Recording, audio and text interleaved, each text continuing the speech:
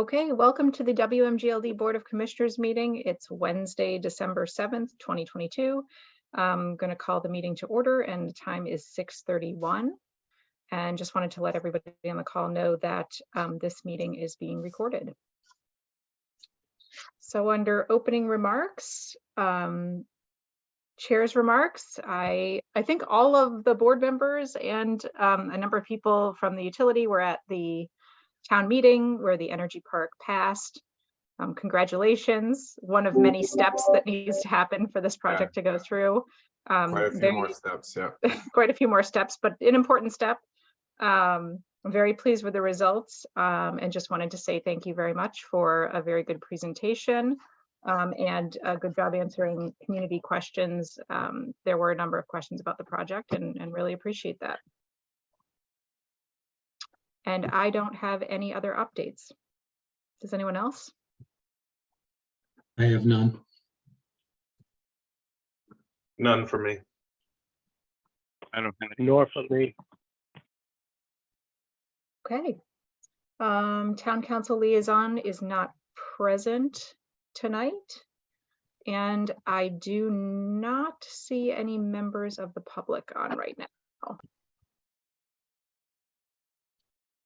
So let's move into the meeting minutes. Did anyone have additional comments or adjustments to the meeting minutes that did not appear in the version of the board book? I just had one, which is on page 11. Under new business, the fourth line, it says the 20 to 25%, but it doesn't say what that refers to. And I did look back to the MWEC presentation discussion, and I couldn't see anything that talked about 20 to 25%. So I just didn't know what it was, and I thought if we could just add a couple of words after percent, just to say what it is, percent of what. Mark, it's the discussion of the energy costs that we had included in our budgeting number, an increase of 20 to 25% over the prior year, I believe what it was. Yeah, so if you just say something like 20 to 25% projected increase in energy costs, I think that, does that do it, Jack? I don't know, I wasn't there, but that makes a lot of sense to me, yeah. Yep, that's what it is, or what it was, yes. All right, we'll put a couple clarifying words in there. Yeah. Thank you. Okay, anything else? If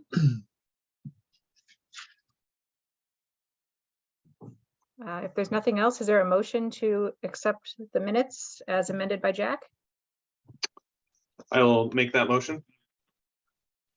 Okay, any second? I'll second. Thank you. All in favor? Aye. Aye. Any Aye. opposed? Okay, that looked like, it's funny converting from in-person to virtual, that looked like a unanimous approval of the minutes. Sorry that was a little funky.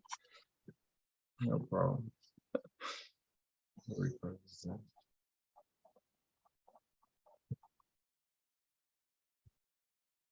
Okay, on to old business, project updates in the energy park. Yep. So as Jen had mentioned at the beginning, we had a very successful town meeting, which somebody on the way out said, congratulations, you completed the hard work. Now it's on to the hard work. So we have a lot of hard work ahead of us. The next step, last night we met with the Conservation Commission. It went okay, not nearly as good as the town meeting. We were not able to get their support yet. We're meeting out at the sites that are involved in the discussion of both the energy park acre that we've requested on Hemlock, as well as the Burns substation that we've proposed as a piece of the replacement or offset where we would build a park, and as well as but what I really wanted to talk about tonight quickly was the additional offset that we've discussed, which is to dedicate a portion of the land behind the BB substation in some form as an offset. And I sent out a drawing earlier today. I was hoping that I would be able to have a vote tonight, but I don't think we're ready to take that vote because I'm not sure what form that vote would take tonight. In other words, I thought we were going to get some direction from the Conscom, whether they would want the land deeded over to the Conscom or whether there would be a conservation restriction, or so that we're really not clear on kind of what form. If we were going to, the drawing that I shared earlier today is identifying a portion of that 13 acres behind the BB substation the way it would be identified as a conservation restriction so that nothing could ever be built on that. And again, I'm not sure what form that's going to take. I was hoping we would get to that last night, but again, we didn't. But I guess tonight I would like a consensus of the board that they support that approach. And then we would have to come back at some point for a formal vote, depending on the form, again, that it would take, whether it's the form of a conservation restriction or a deeding of the land over to the Conscom or the town in some form. So again, we don't have a real direction from them on that yet. So we will, we'll have to come back. We'll have to get together again at some point to take a vote on that. But in the meantime, that was our plan. So the area that we've identified behind Burns, Dave, is there any way we could bring that up on the screen? Yeah, let me, give me 1 minute, Pete, to do that. Yeah, I'll keep talking about it if you could get it up. So Yeah. it's behind the BB substation, which is on Farm Street.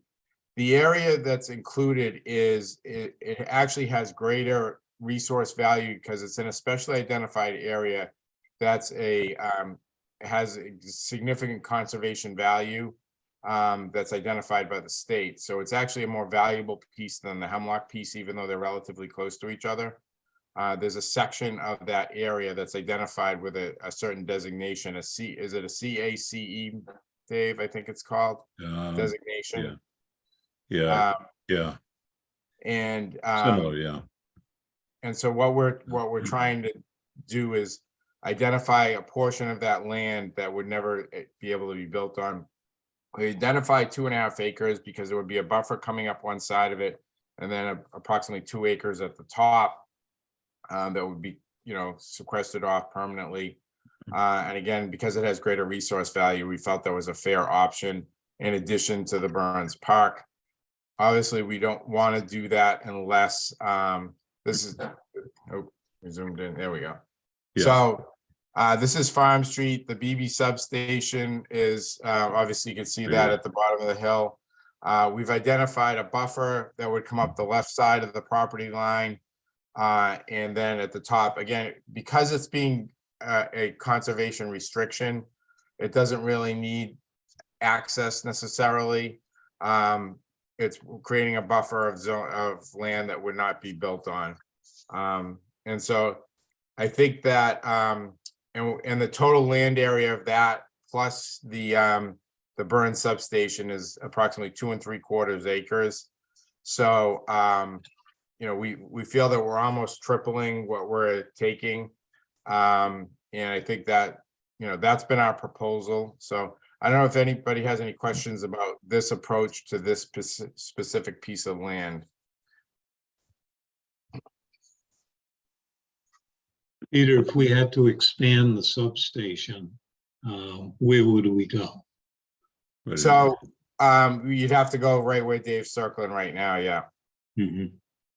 Yeah, this fill goes up. There's a lot of Yeah, ledge or whatever, it goes up. So it's not ideal for expansion of the substations far away anyways, but here it still goes up in elevation, but it's there's plenty of land in this area. This whole lot was it's about 12 acres of land, and out of the 12 acres I would donate 2.5 acres. So the remaining and then we have some wetlands in here as well we can't build on. So the buildable area for us, if we want to expand anything, would be in this area. And that would be in proximity to the New England Power overhead transmission lines. So that's over here, Phil. We have it crosses the road right here, comes in this side of the station. So the transmission right of way is over here. And then Thank you. that tap off the line is in here, right here, it comes into these are the two transformers.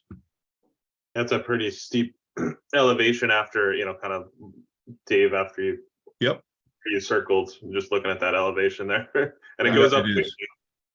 Goes up around, it goes from like 160 to 250 at the top, so it's very steep in here. But this is, I mean, this is a better location, and we would honestly, in terms of expansion of the substation, we wouldn't need to be up here. It's, you'd have to do a significant amount of excavation. We'd stay in this area closer to the substation. Yeah, and that's again, if we ever had to. Right. Is there, from that perspective, I mean, I know that nobody can predict the future, but, what's the probability that we would need to expand the footprint of the substation? And, relative to this, even if you doubled the footprint, you're still not even getting close to that elevation. Correct. Yeah, I'd say the odds in the next 30 years are extremely low. The most likely first step we would take if we had to increase capacity would be to increase the size of the transformers in the existing yard, and maybe have to slightly increase the footprint just around the existing area at most. I don't think you'd see us, if anything, going very far at all in terms of that. So again, we have the footprint right now that the most likely thing we would do is increase the transformer capacity in that yard rather than expand significantly beyond it. Yeah, and we'd never ever go up here. Yeah. I mean, I could comfortably say that this land would never get close to this with an expansion of the substation. Yeah. So that's why we felt it was a good piece of land to offer in lieu of as the offset for what we're doing. And so I think, that again, we've tried to come out and again, the wording of the Chapter 97 legislation says it's got to be equal or greater resource value. We feel that because of the special designation of this particular portion of the land, which is different and more favorable than the Hemlock Road land, makes it and we're looking at more than 2.5 times the size. We feel that that's equal or greater resource value. The Conscom wants to walk the 3 sites, so we're looking at walking Hemlock Road, this parcel, and the Burns substation a week from Saturday. So from my perspective, I you have my full support on this part, plus the Burns. I think both are great ideas. I think going above and beyond the equal or better is, like you said, 2.5 times met. Just looking at this makes a lot of sense, right? The conservation abuts the residential properties on both sides, and it's land that, like you said, doesn't seem like we would ever expand onto for our needs.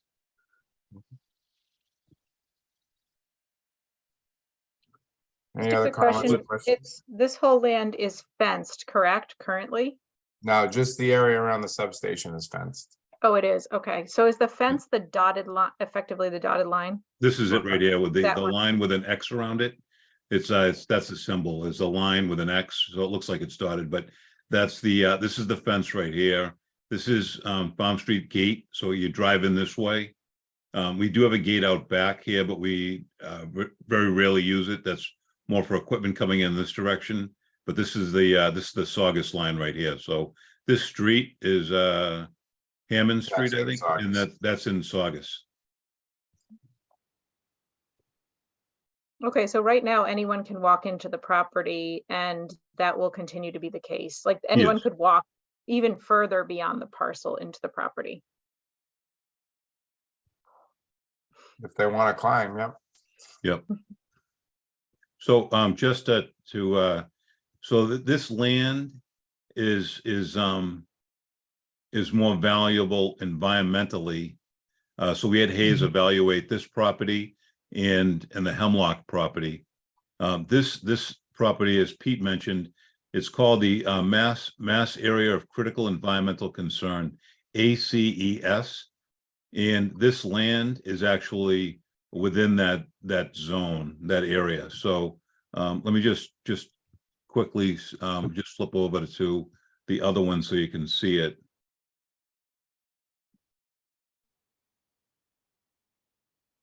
So this land, here's the station, here's the area, kind of zoomed in a little bit, but here's the area, but clearly all of our all this land is in that zone.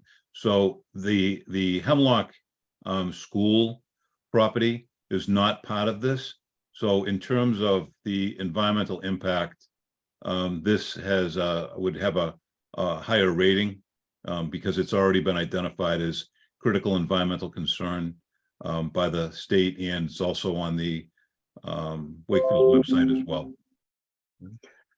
Could I ask that, this slide's great. Could we have, a second slide or with kind of a side-by-side comparison of the two designations and what they mean, just so that, can clearly show how much more valuable this, from an environmental standpoint, this parcel of land is versus the Hemlock Road one? Kind of sort of like the chart that we did, the Vogue, on fossil fuel versus the Vogue being all electric. Kind of, I think that slide is very impactful. So I think a slide with the side by side with the two designations and the explanations of them would be impactful as well. So Yeah, we we're, can find out in terms of- yep, yeah, we're working on that. We just we didn't have it for tonight, but we are working on that. We have hired Hayes to do that comparison with the land. So you characterized the meeting with the Conscom as not going as well as you would have expected. Can you give us a little bit more detail on what you mean by that? Well, there's still pushback in question, so we're going to continue to work through it.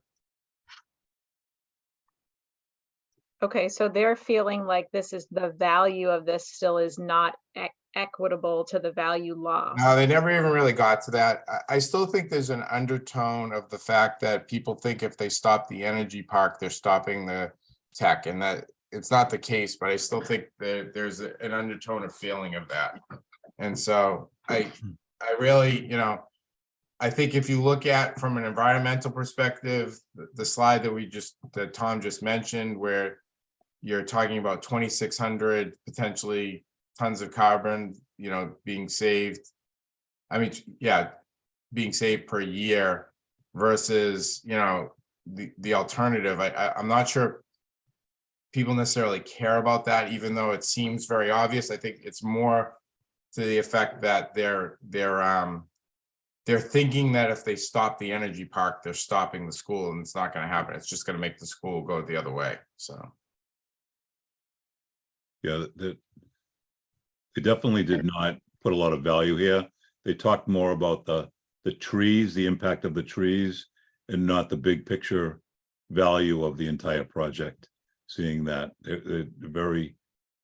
So I think it's just incumbent on us to continue to educate. And again, I think if you look at what the state, there's a law that's I think when Mike was talking at the town meeting, it hadn't been passed as a law. It was guidance. It wasn't legislated. That law is passed now, but there's still anywhere from a 90 to an 18-month waiting period before it's implemented, depending on who you talk to at the State House right now. It has a minimum waiting period of at least 90 days, but there are some portions of people involved with this that say they need to actually promulgate rules for it, which could take 12 to 18 months. But in any case, we're trying to follow those guidelines regardless, whether it's a guideline or it's actually the law. And I think we are doing that. I think we've already more than done that by identifying almost 3 times the land. But there's still people that are saying we're cutting down, trees in basically 2/3 of an acre. And there were other comments about the fact that Burns is only 8,500 square feet, but I don't think they're looking at the big picture, which is Burns is only a piece of the replication. It's not the whole thing. So, So I actually see Bronwyn's joined us, and Bronwyn, I think I see you have your hand up. Hi, yes, Brown Delavolpe, 8 Cyrus Street. Thanks for taking my questions. I'm sorry that Peter feels, I can understand because he's worked really, really hard on this, and I can understand how he might feel yeah, that there may be negative things coming from those of us who have been working so hard following the energy park. We're sort of that. I would like to assure him that stopping the energy park is not our goal, and that we realize it's an integral part of both the Voc and the high school, and that we are we are looking at trees, we're looking at conservation, we're looking at the whole thing. So, but please, don't feel as if the people that have been in on these meetings and have been communicating with you feel that we're trying to stop the energy park, because we're not. And also, step 2, that if we stop the energy park, we're stopping the Voc. We're not so foolish just to think that. So I wanted to reassure you, and I say I understand how you might have come up with that conclusion, but it is actually false. We are concerned about the trees. We are concerned about the replication. And I think one of us, maybe me, brought up last night that, you know, an 8,500 square foot parcel in the middle of a dense residential area certainly does not take the place of you know, 2/3 of an acre of a wooded area. So I hope that clears that up for you. And again, I'm sorry if you got that impression, although it would be understandable that you might have gotten that impression from us, but that's not at all where we're coming from. So I wanted to make that clear. I just think the one important piece, I agree with you that the 8,500 for Burns is not but that's not the whole offer of offset. The land behind BB substation, which is 2.5 acres, is a significant portion of the entire picture. And so, yeah, we're gonna plant and convert an industrial space green, but that's only a part of the solution. The other part of it is making sure that this 2.5 acres in a area designated as higher resource is also included in that solution. I understand. Thanks again for reminding us of that. Thank you.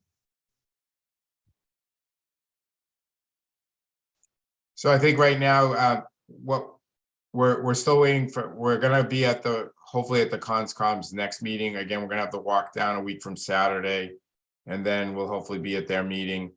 And then following that, hopefully we have better direction. Again, I was hoping to have a vote tonight on that 2.5 acre parcel, but it doesn't make sense to do that vote yet, just because I don't know what form the CONSCOM would want that to take. And so, I don't know if Bronwyn heard that at the beginning, but we're not going to take a vote on it yet, just because they might want it as some kind of conservation restriction or a deeding of the land to the CONSCOM. So I don't know what the right form is to do it. So it would be premature for the board to take that vote. I just wanted to make sure the board was aware of it and was supporting the concept of it, so that when we do have the correct, you know, the right direction from the CONSCOM, that it'll be easy to just take the vote. And, you know, I'll be able to say that we have the support of the board to do this, whatever form you guys see is the right way to do it. Oh, I'm seeing a request in the chat to pull up the map again and just enlarge it so we can take a look at it. Thank you.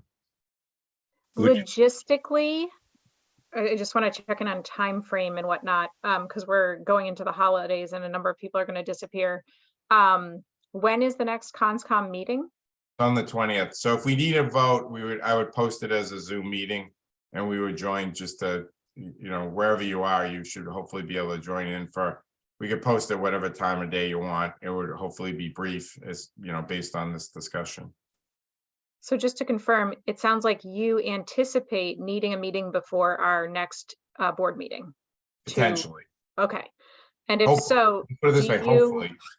okay, so hopefully. So what days are you thinking about for that meeting? Because I just want to check, there's a lot of people traveling and whatnot. Let's get down to the nuts and bolts of Once it. we have that other once we meet with the conscom, I'll have a better feel, and then I'll put out some options.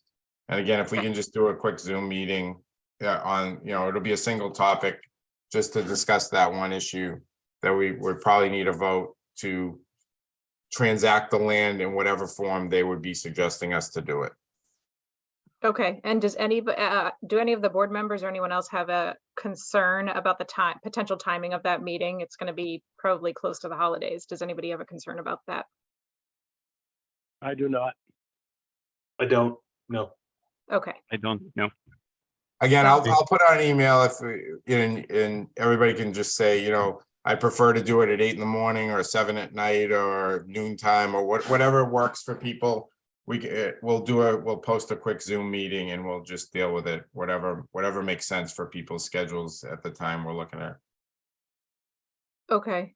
Are we able to pull up that map again? I apologize, I'm not seeing it. on my- Which map, the one of the proposed? I think it's, Hold Yes. on, let me just throw this one up and see if this is the one, Jen, you want. Is this it? hold on, right. I believe this is the one, but Yes. Okay, Is there any way to make it a wee bit bigger? yeah, sure. Thank you. I'm seeing another hand up. Eleanor? And you're on mute. Hi, Oh, there you I go. apologize. I'm calling in on my phone and I dialed in late. I was trying to take a look at the swap area, but I guess I had, Eleanor, could you 2 just state points. your name and address? Eleanor for the record? Axelrod, Sheffield Road, Wakefield. Thank you.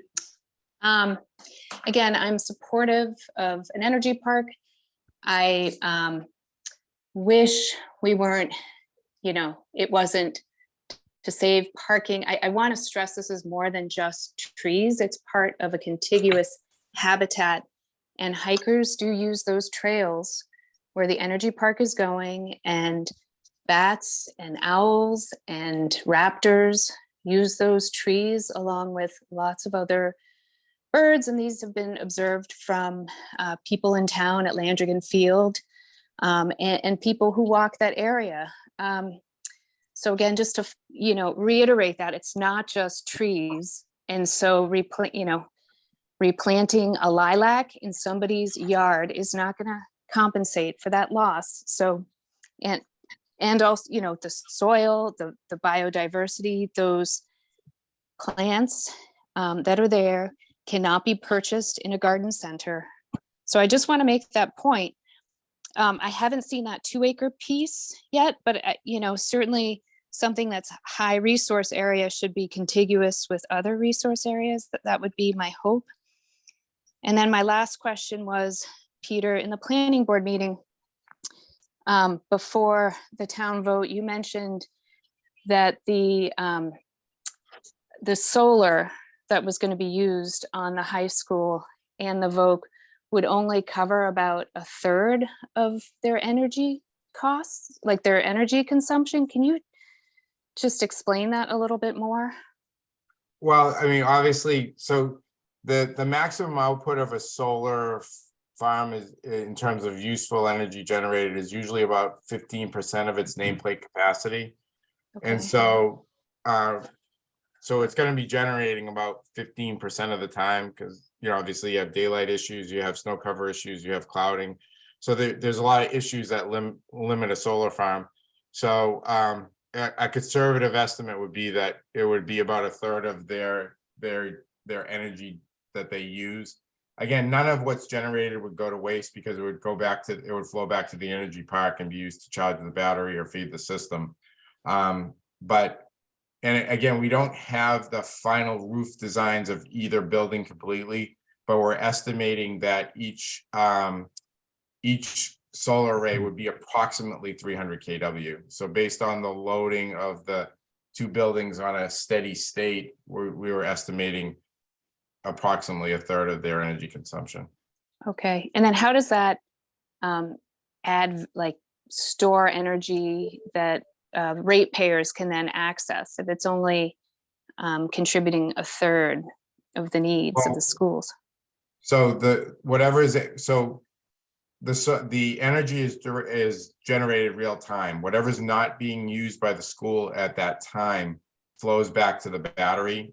The way this is designed, the reason we're putting this all in under one section and not dispersing it all over Hemlock and, in different places, is that it will flow back to the energy park and be stored in the battery. Part of the energy park is a 5 megawatt, 15 megawatt hour battery. So part of that excess solar would be used to charge that battery. So solar is, again, because it's a real-time resource, it may generate, 100,000 kilowatt hours in a year, but it's only gonna, the school might only be using at that time something less than that. So the rest would flow back, because it's not only how much it generates, but it's when it's being generated versus when it's needed by the school.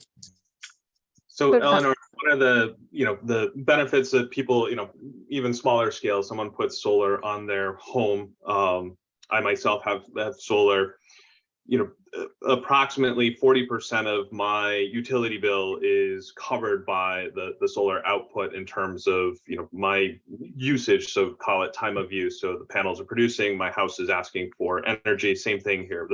The panels on the schools are producing, the school is using power.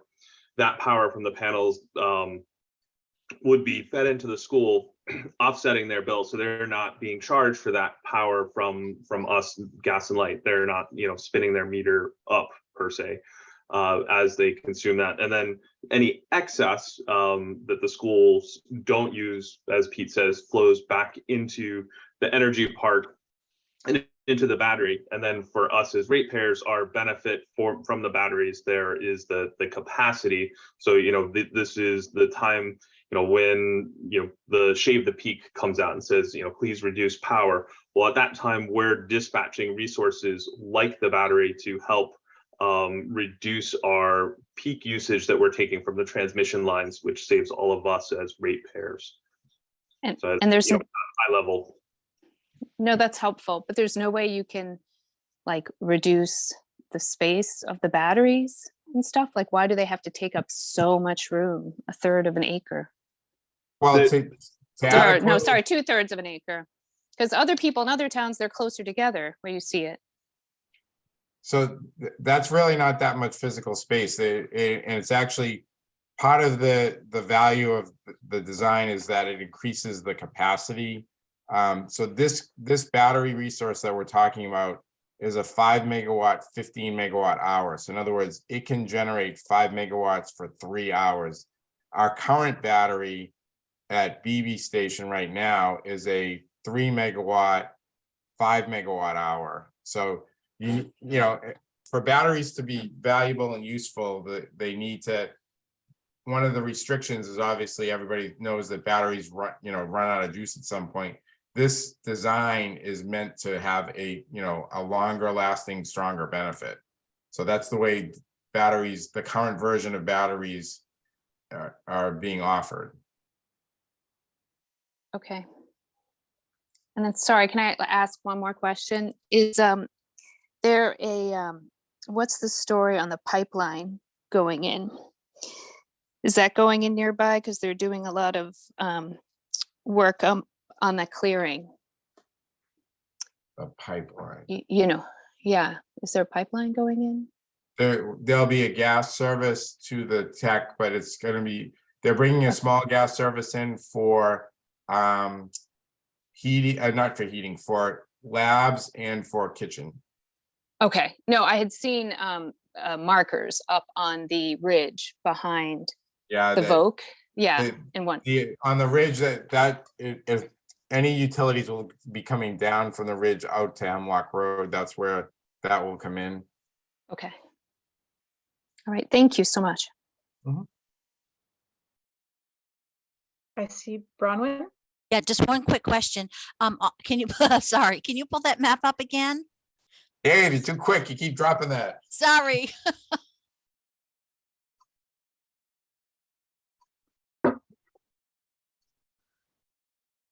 Great. Now, just real quick, can someone give me some reference points, road names or something, because I'm not able to really. It's Farm Street, which is what the school is, what Hemlock is off of. So Right. if you drive Farm Street from Water Street towards the Saugus line, we're basically the last piece of property before you cross the Saugus line. It's on the right-hand side as you're driving towards Saugus. Our existing BB substation is right there. Dave's circling it right now on the map. And so, but we own approximately 12 and a half, 13 acres all behind that. And so that's the land we're talking about. Okay, so that's Farm Street and the line diagonal right there. That's Saugus. That's the Saugus line, yeah. That's the Saugus line. Okay, thank you. And obviously you can see the streets behind it. There's Pheasantwood Terrace, Montclair, and Castle Clare Circle. Those are all areas of abutting that. Pheasantwood is off of Old Nahat. Yeah, yes. Yeah, I know right where it is now. Thank you so much. Okay.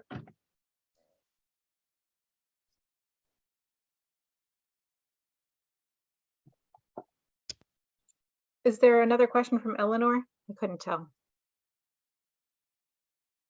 She's on her phone, so she may not be able to put her hand Sorry, down. I Oh. forgot to mute. I thought that was conservation land. It's not. This is owned by the.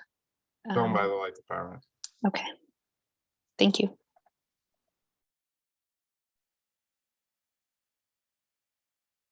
Are there any other questions on this map or topic area?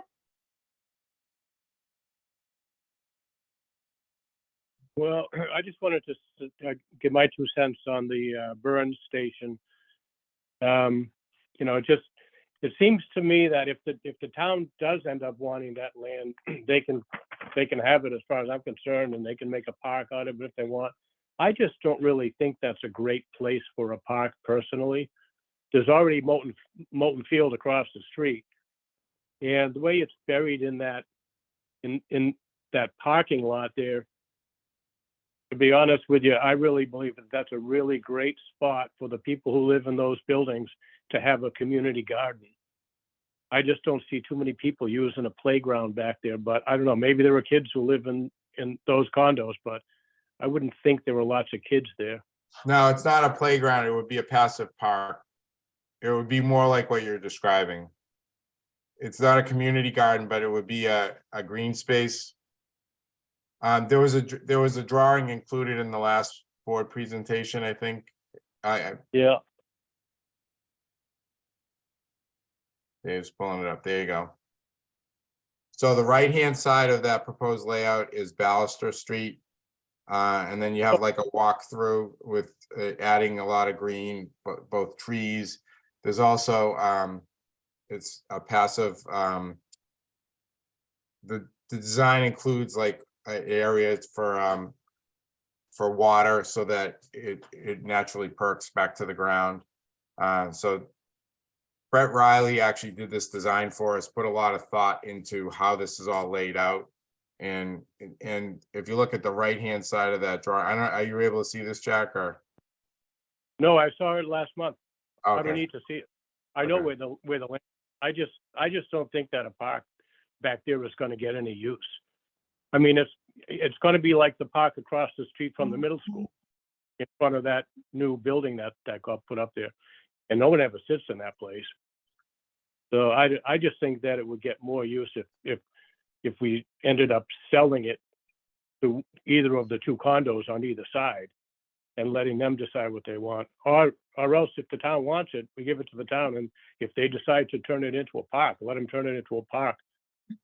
So I just don't see why we would want to turn it into a park. because it's But, you know, part of let the solution to offset what we're taking. No, giving them the land is part of the solution. I just don't see why we care if it's a park or not. I think that the town, I mean, the board already voted on it last week. I just said that I wanted to put my 2 cents out there. I just don't know why the town would want a park back there. So if that's what they decide they want, fine. And if they decide they don't want the land, then we can find another use for it, such as selling it. That's just my two cents.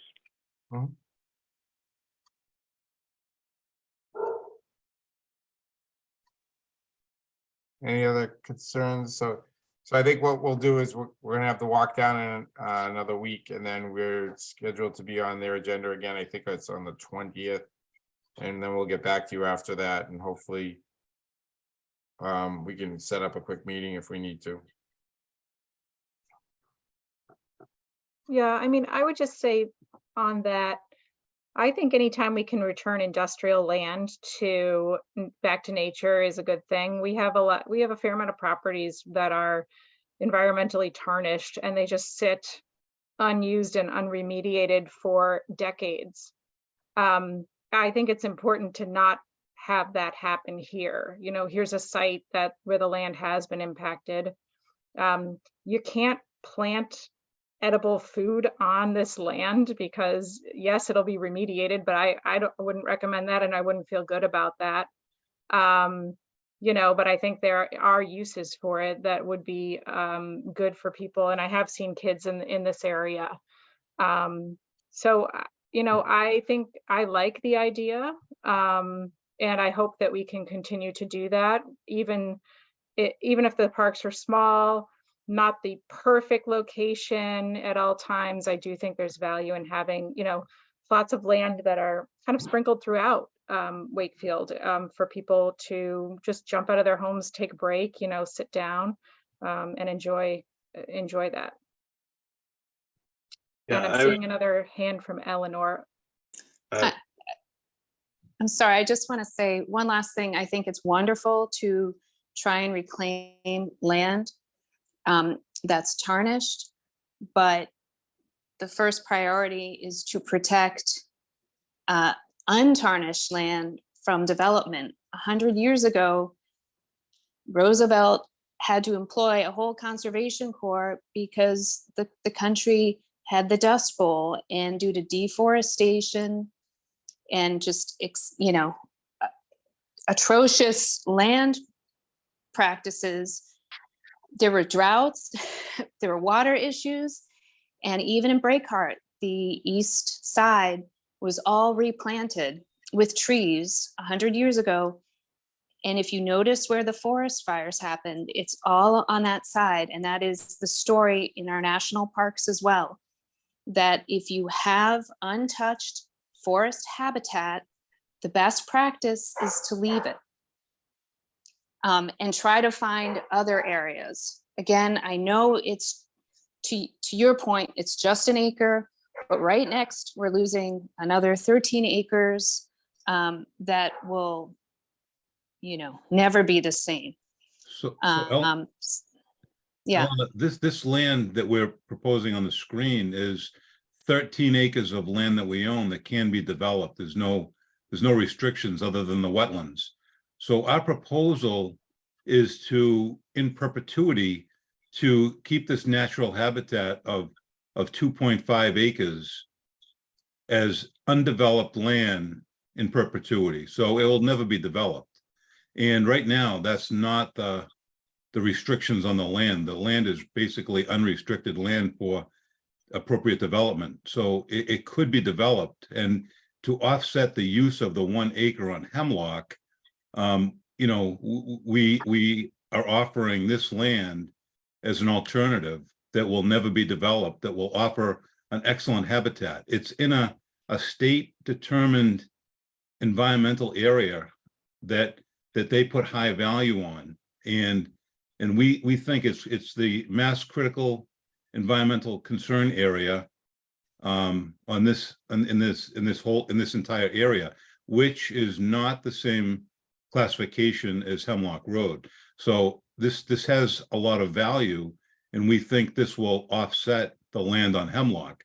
We're not trying to mix the land on Hemlock with only Burns. Burns is a piece of it. Burns offers a passive park that was industrial land that can be used by the residents as a park space, right? So it's very beneficial to those folks in that area. It looks better, it's nicer, it's a place that they can go to relax. That's one thing. But you have valid concerns about environmental impacts. And this actually does everything that you just mentioned, but there's some reason people don't want to accept that we're proposing this as a way to address your specific concern. If it addresses that, yeah, and it's a high value resource area, then that's wonderful. I think it does. I think it Okay. checks the boxes and addresses all your concerns for this, and that's why we selected it based on the input that we received. We looked at this and we think that this is a high value in perpetuity land that will never be developed. And that's not the deed restrictions right now. So I think this really meets the criteria you're looking for. Okay, thank you. I would also like, and not that this is something that would happen, but the town, the land on Hemlock, the town could decide, prior to the vote at town meeting, if they wanted to put a playground in, they could just go ahead and put the playground in. The reason for the Article 97 was the restriction around the designation for a school playground.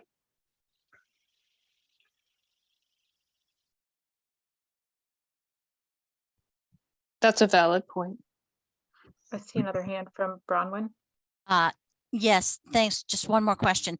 I do appreciate the information about the BB substation, but if we're talking about it being part of replacement or replication, that really doesn't count because it's like already there.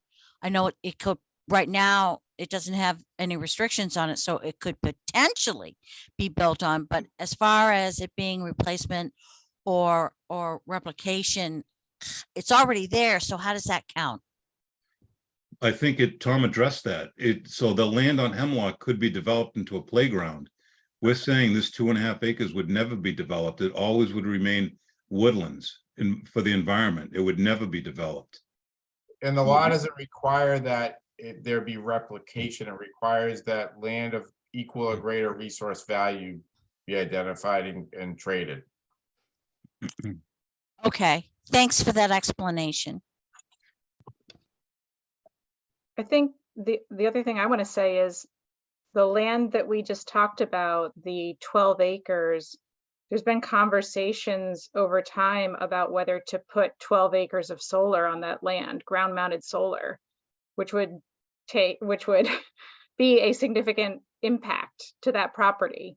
And that hasn't been done to date. And I think, and I don't know if it would ever be done, but there's definitely been conversations about it. So, there is the possibility that that land could be developed in a number of different ways. And I think the conversation needs to be had about, whether that's a good idea or not, whether ground mounted solar is a good idea or not on that property or other properties in Wakefield. So this would prevent that from happening in at least this portion of that property. Exactly. A board 20 years from now for the light department could decide that we need to increase our solar and could choose to do that. And this land in theory could be used for that, but by adding 2.5 acres that restrict it protects that land.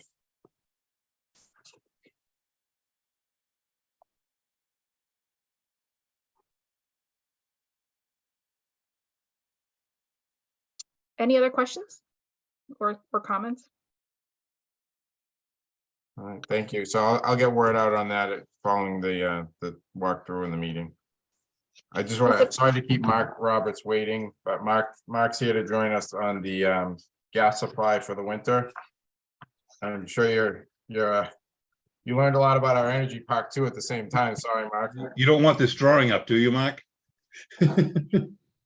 Actually, on the drawing, do we, Oh. Eleanor and Bronwyn, would you like to have that document shared with you? That would be Yes, fantastic. that would be lovely. Thank you very much. Okay. Yeah, perfect. I'm not familiar with that area, so that'd be great. All right, we can send that along. Thank you.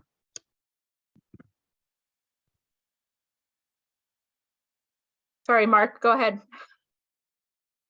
Okay, do you want me to share my screen, or do you all have the presentation? And so do you want me just to work off that? You can put What's it up. easier? You want You'll have to to share the share it. screen? Yeah, I Huh? think for the video, it's good to have it up on the screen. So you have, you'll be able to put that up on the screen, Mark. You have have I given you the permission to do it? I'll just take it off my screen here then. You can share your screen. Hope I don't screw this up here.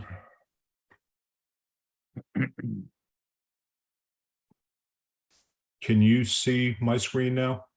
Not yet. Are you sharing your screen? There we go. Now it's starting. There we go. Look at that. And is it big enough, or do you want me to put it in? If you put it in slideshow. There we go. Okay. So just make sure that. So thank you all very much. I think I have met everybody, right? Is there anybody new in the group? Same folks from last year? Okay, so I've kept this presentation the same as last year. I thought we could go over our budget performance and talk a little bit about some of the changes that we've incurred going forward. But I'll also do a quick overview of the market conditions, which I'm sure you're all very familiar with because they've all been in the news, and just summarize, what we've done for this year and, where we're looking at for next year. So this is a summary at the top of the page is where we went into last year. So the town has a chunk of assets from NetGrid, Boston Gas Capacity. It's listed there as, but we also had some supplemental supply coming in from Exelon in the way of LNG. We had some baseload supply that's represented as the 1,500 a day. And we also had a peaking agreement in place, and that came with a demand charge component. And just to go back even a couple of years, we had contracted with on-site LNG, and the whole exercise was to reduce the annual demand charges associated with bringing in that backup energy. And so last year we went into and we had brought the demand charges down to $440,000. So we went into the year with the budget of around $10, and when everything settled out, we came in at 909. So we did well, and we did well. I actually have a weather page as well, but the winter was a little bit warmer than normal, except for January, where we got hit pretty hard. So that's all good. And for this year, it's a little bit different because I don't want to be too disconnected, but given the situation over in Europe, Exelon was very hesitant to give us any offers on supply. They eventually did on the baseload component, and they raised the price a bunch. It was like $10 or $12 more per decatherm than it was last year, and they would not offer any peaking supply at all, given the circumstance. So this is LNG. This is the stuff that's coming out of the tank in Everett that you can see off the highway. And their view of the world is that the value of LNG, and this is an issue for the whole region, is more in Europe right now than it is here in the States. So they're viewing it as anything that gets sold in the New England area gets sold at European market rates, and that's sort of the basis for why they escalated all of their pricing. But as of now, we've hedged out the capacity component of it. We're way below market at 661. That's because we've employed a hedging strategy over the years back when prices were down. So we're, well below market with that. And there's a small component of that, which is a nat grid peaking component. But to fill the rest of the requirements, we basically went out and secured additional baseload gas, and that 3147 is a sticker shock, no question about it. But as I'll show in additional slides, that's in line with a little bit below where prices are in Europe now for LNG. And then there's the peaking component, which is an estimate number, but that's I'll explain that when I show a couple of other supplies in terms of trying to guess, where peaking gas may average out over the course of the year. So this budget number, 1371, I mean, it could be down in the $12 range, $11 range. I mean, it's really going to be a function of how the winter shapes up. And on the flip side, if things go all sideways and we get a horrifically cold barn burner winter, then it could be a little bit higher than that. But that's where they all add up at this point. Are there any questions on any of that component at this point?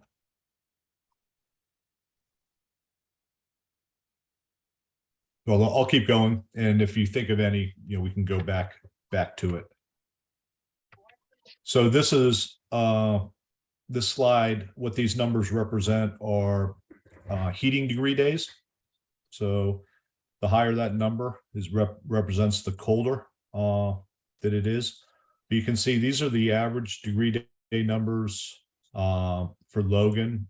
And if you look at where we came in last winter, so you look at December, and 792 those are the degree days below normal. You can see December was warm, then you see January was colder than normal, and February and March were a little bit warmer than normal. So everything that happened last year was just a function of, we got through January, we were able to sell off some excess peaking that we had at higher market rates, which helped the town. And the rest of the winter, we were able to secure less expensive gas than we needed, as compared to having to draw on the gas that we purchased from Exelon. So that's last winter's weather. And this chart here, I call it spot pricing, but every day traders go into the market and they buy gas for next day, similar as power. But the thing about this chart is that if you look over the past years, you think about the crazy winters we've had in the past. So the 12, 13 years, the polar vortex, you could see cash prices going up, into the $70 a decatherm range. And then in 17, 18, they popped all the way up to above 90. But the interesting thing about this past winter is really the amount of days where gas was trading in the 20s and 30s. And it's very similar to the vortex winter. So we had more cold days in January where gas was trading higher, where normally you get the week or the few days when it gets cold and prices pop up and then they go back down. So this is kind of indicative of, at the time of a year ago, Europe, all the pipeline issues going on with Russia were coming into play, and the availability of LNG to supplement New England was in doubt. And the LNG suppliers, they for the most part kept ample supply, but there were times when the market was definitely short. So I show this as always a segue into, you know, how's the market looking going forward. And going forward for this winter, particularly a month, 2 months, 3 months ago, people were really, really nervous. And that's been reflected in gas prices and power prices and so forth. And just to remind everybody, we in New England, from a natural gas perspective, are capacity constrained. There's not enough pipeline capacity to serve the region's needs on days of high demand, and that's why the LNG facilities are there in Everett and off the expressway in Dorchester for the NatGrid LNG plant there. So we're, you know, always nervous every time there's talk of supply disruptions.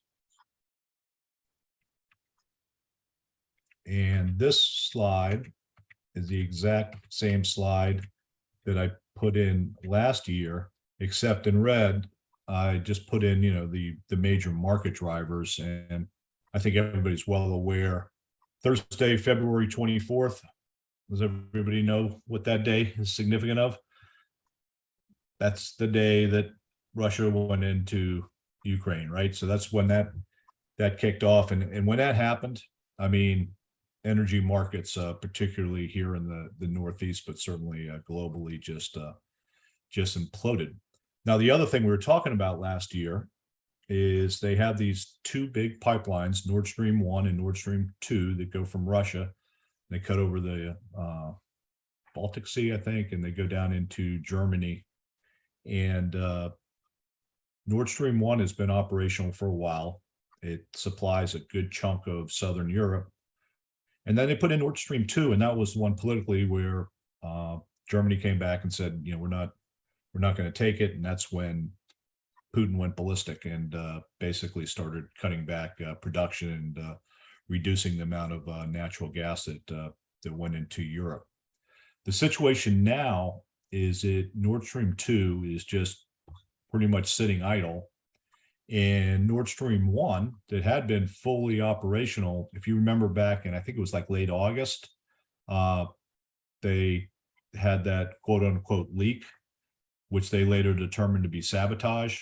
And so that pipe now has been greatly reduced operationally, and there's minimal gas going through, and there's been other issues with that in terms of other sabotage, potentially things that are going wrong operationally and all that. So that's come into play as well. And I bring all of this up just as a segue to say, hey, these are the things going on behind the scenes that are driving the European market, and the European market's coming back, impacting us on the LNG front.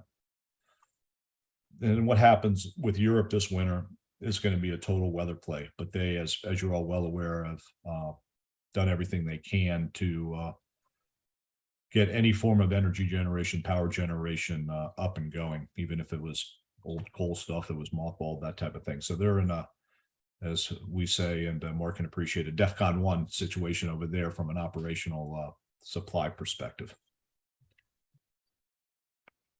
Any questions on any of that? I don't want to, it's all been in the news a lot, as I think everybody's pretty well aware of what's been happening there.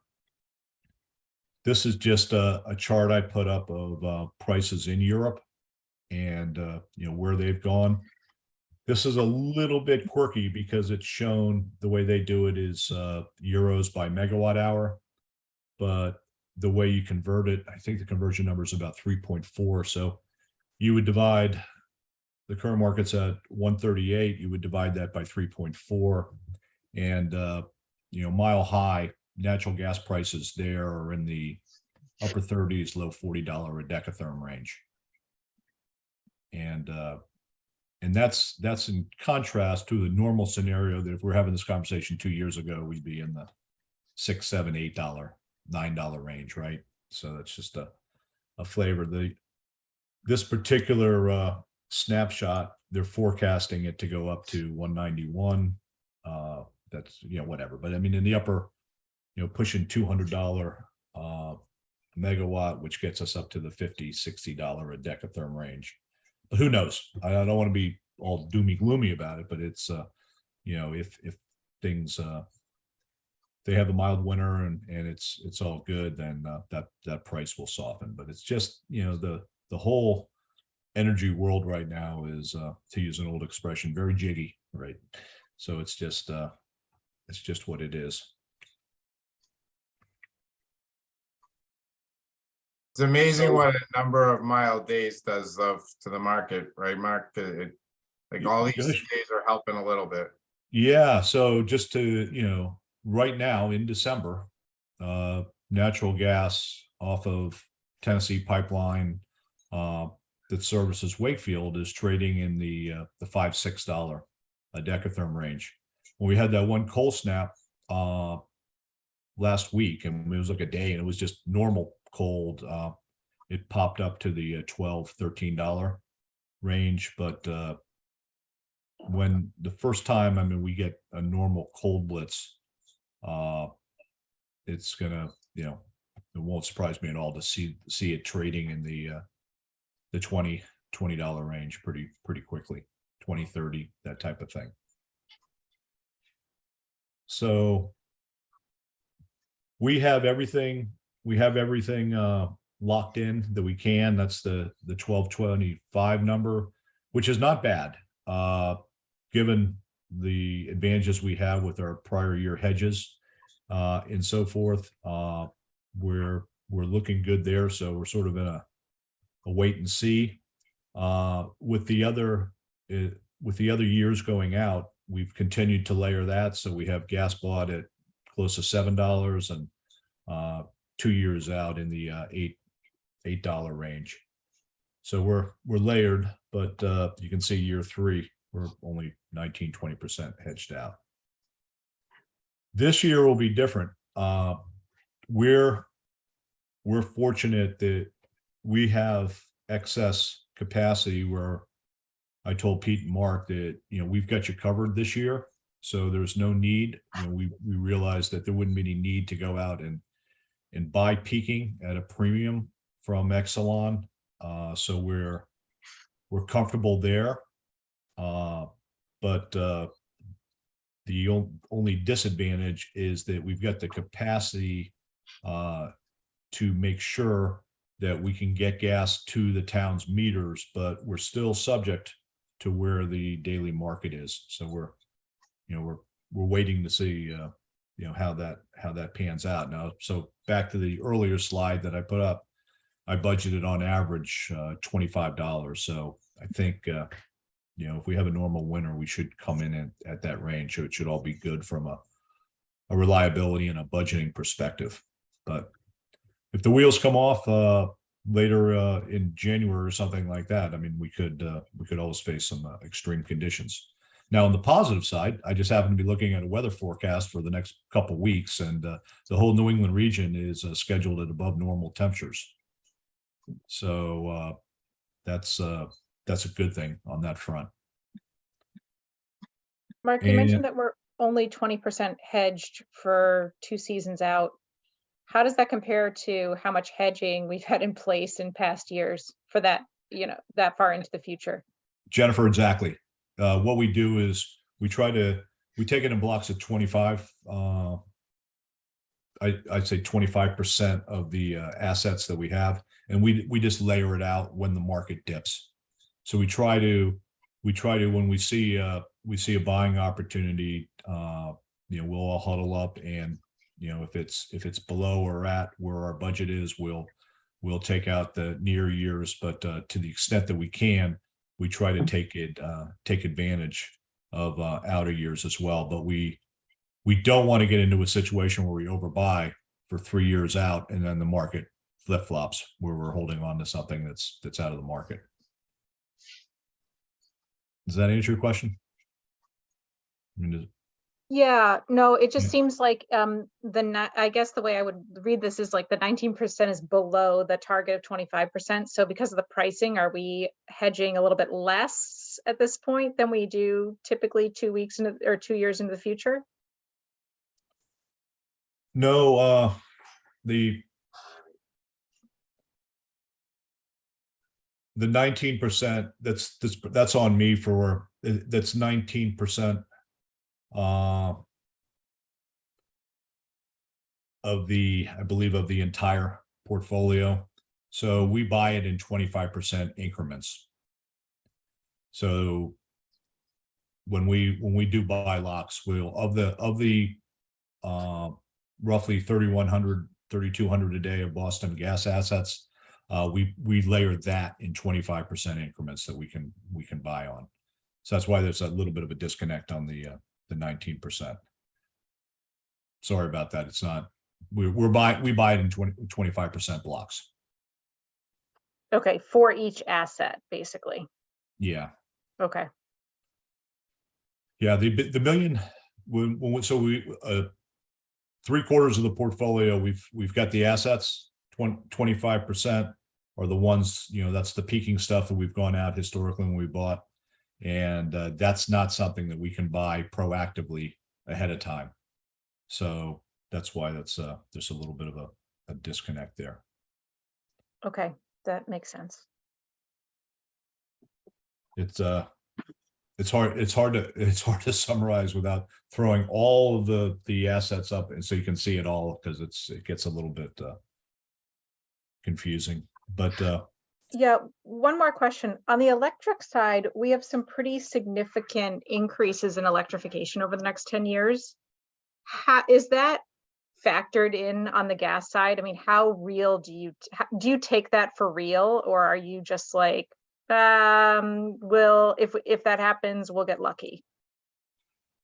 well, my first thought was, so natural gas drives power prices to a large extent, right? Mhm. So it's usually there's that issue in terms of what component of the New England grid, Pete can elaborate on this, will continue to be fueled by fossil fuels or natural gas in this case. The power market also has a whole host of other things bringing up pricing.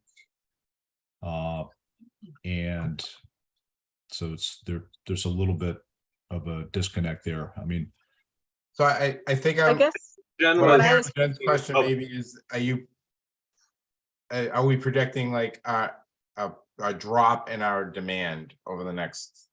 yeah, I hear what you're saying about supply, but I was actually thinking of it from a demand side. So right now, the steps that we've taken are all designed to prevent further growth.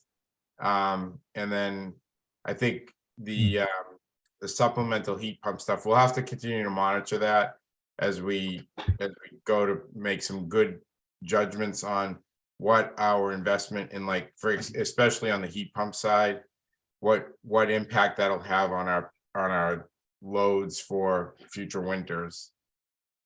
I don't know if we have a lot of good data on that yet. yeah, and so Jen, to answer your question from a demand side, that would definitely soften prices. The question of how much, you know, how quickly, say, are you replacing a natural gas fueled generator with renewable energy, is one where the market yet at this point for natural gas hasn't factored that in. You know, if you think about things like renewable natural gas and other forms on how that comes into the market, all of these type of ancillary products, that's all this will be a big year because, you know, of what's been happening in Boston. They have Boston has regulations there called BERGO. They're basically requiring a percentage of natural gas to convert to renewable natural gas. And the state has been looking at that as well. I don't know what the status is. When I last looked at BERGO, I mean, I think that began to kick in 2025, but the state, I know, is actively looking at it as well, probably with the intent of going statewide. And we on the supply side are just keeping an eye on it, because I think, and this is just me speculating, because I'm not in current meetings on that, but I think one of the big issues to discuss is, will it be a utility requirement for them to manage, you know, the green aspect of it, or will it be a combination of both suppliers and the utility? And those type of details are being worked out. the other big detail is that there's not a lot of RNG out there right now, and there's a lot of people investing, ourselves included, in creating green natural gas. And once those regulations and the requirements are known, then I think the folks like ourselves will be in a better position to answer that question. But I know we have many customers that have asked us about renewable natural gas, and you know, there's 3 primary sources of it right now that meet the requirements as defined by the federal government. And that's primarily, number 1 source is primarily landfills. Number 2, I think, is agricultural, and that's tied with sewage treatment, anaerobic conversion to methane.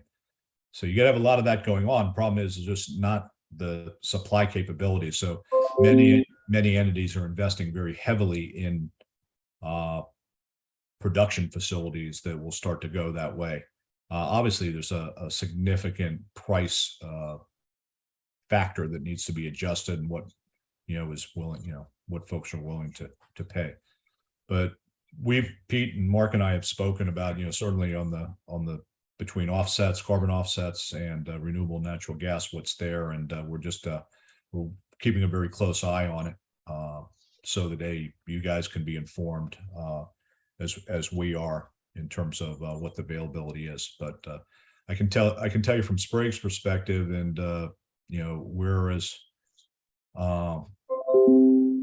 renewably focused as anyone out there, because it's the wave of the future, and the limitation of getting in on those projects, they're few and far between. And the crazy thing is that with a renewable natural gas, on the power side you get a REC, on the renewable natural gas side you get what they call a RIN, renewable identification number. It's similar to like biofuel, ethanol, that type of thing, and they are traded nationally. So projects up in Maine or New Hampshire where they're building these facilities, they will take the actual RIN, and those will be sold out in California, because in California there's an extremely high value for that RIN out there. Whether the state in Mass, we end up doing something similar to what we do on local RECs on power and that type of thing, that may evolve, but we're in such the infant stages right now. We're in a wait and see mode. I digress a little bit, but it's kind of an important part of the discussion. But it is just as much going on the gas side as there is on the power side. The power side is just far more ahead of the curve in terms of where they're at in the projects and that type of thing. So. Yeah, and I only say that because the 2 are interconnected. So I just didn't want our assumptions on one side to be drastically different than what our assumptions are on the other side. Yeah, and but on the 2 and 3 window side, a 2-3 year window side, I think we're good. I mean, we're just trying to be proactive, because we don't want to be caught in a situation where we're hit with extreme market changes. And many years ago when we put this layering hedging practice in place, I mean, it's really helped levelize, control the sticker shock of, prices going crazy from year to year. These past 2 years, though, have been historic in terms of, where things are going here in New England. Down in Texas or all the rest of the country, when you get outside of New England, I mean, natural gas prices are still relatively cheap. But we are still beholden on LNG, and that's just the way the world is here. So can I ask a clarifying question, Mark? This is Jack. How you doing? Thank you for doing all this work that you do for us.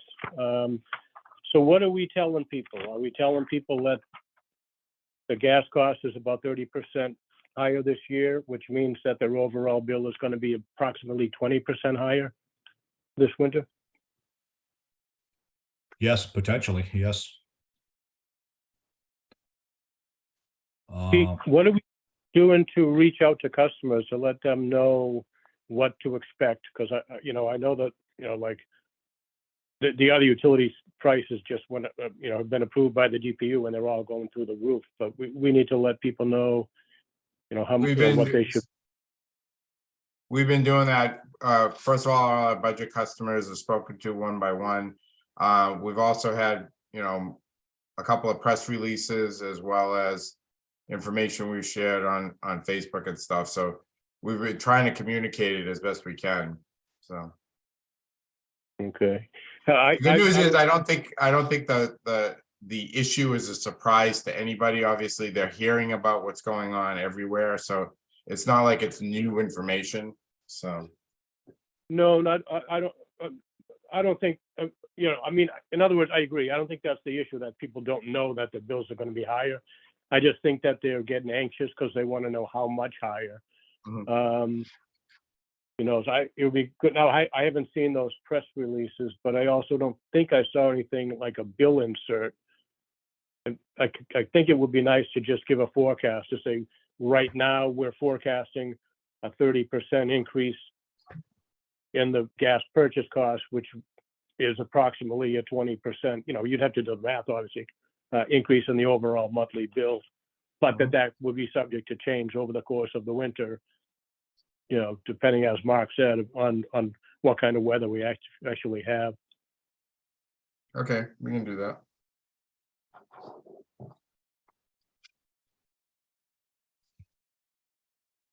Mark Filcorsi, I had a question on constrained capacity. We all know it's constrained to the Northeast, and it's been going on for some time. Is there any positive news here? I mean, the infrastructure is aging.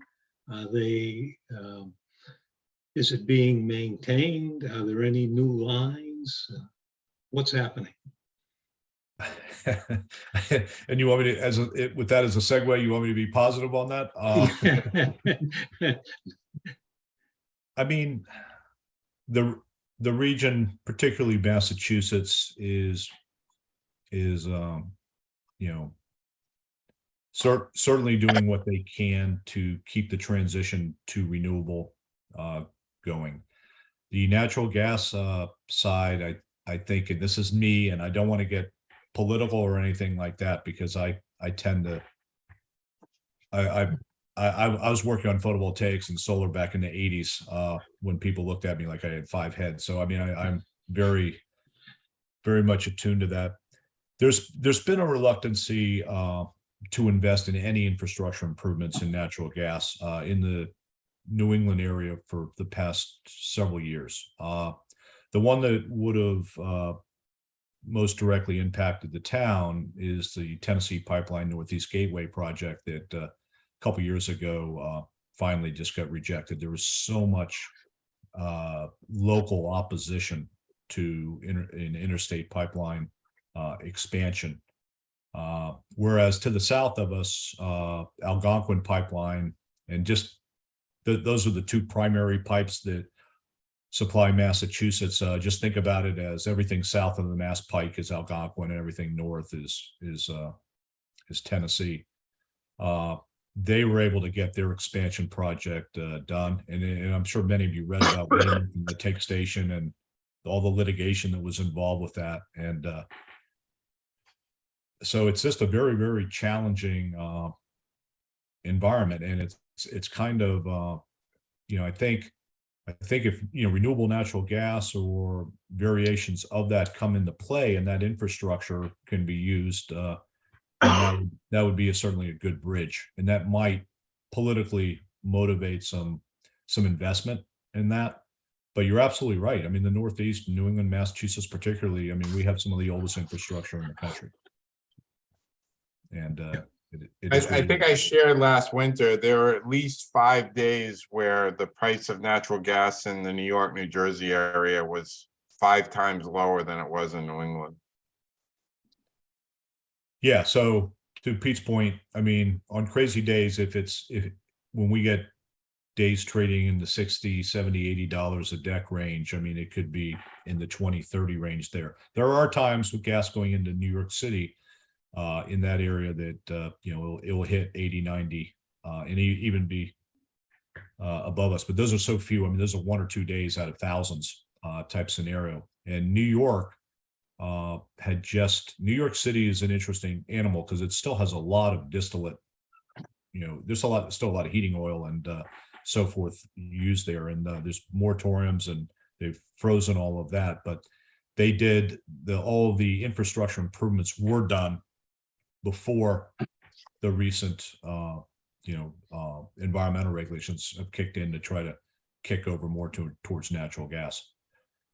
So I know Bay State, they had a project, Eversource, that was rejected, and on the interstate side, nobody's even going to try to do anything in today's environment. Okay, well, I see the pendulum is starting to go the other way. I mean, reading the writings of people like Bill Gates and whoever has been involved in the environment are starting to realize that we're fighting wars and having pandemics, and the human condition isn't necessarily getting better for all our efforts. So. Yeah, it's tough because it's you want to transition, and but there's often a disconnect between the timing. Certainly, carbon offsets. I mean, carbon emissions, greenhouse gas, those type of things those are on everybody's mind, and so you could argue that maybe some things were done a little too aggressively, but we're just gonna be working through it. I mean, all of us are impacted here, but I think we'll get there. I mean, what we're hoping is that hoping we'll get through this winter and realize that the world's not going to end and things soften up a bit and we can continue to transition. It's those extreme changes that make everybody nervous, and Europe just hasn't seen anything like this, and it's just been crazy. Thanks for the update. Yeah, Thanks, nobody's Mark. talking about Asia, but I mean they're converting over big time to natural gas as well, largely with China, because they are just where the U.S. was back in the 50s in terms of environmental.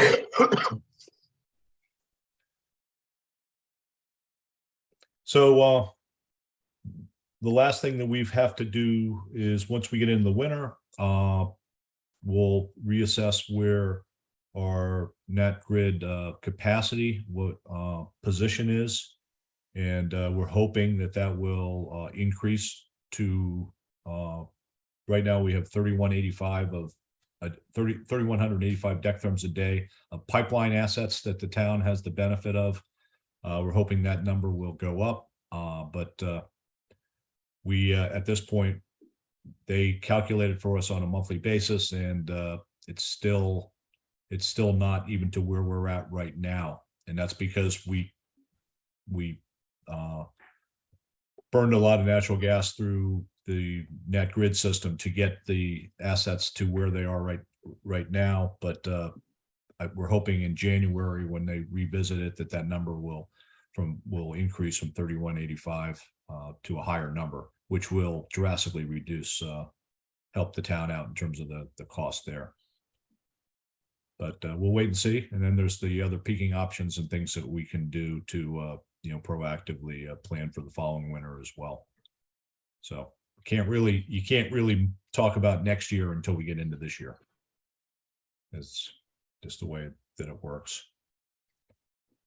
I can say though that, and Pete, push back if you disagree, but had we looked at, and we did look at, certainly on the Exelon side, but any of the local LNG options and things like that, had we try to go in that direction 3, 4, 5 months ago, or even at the end of last winter, with everything going on in Europe, those prices would probably be double where we were before.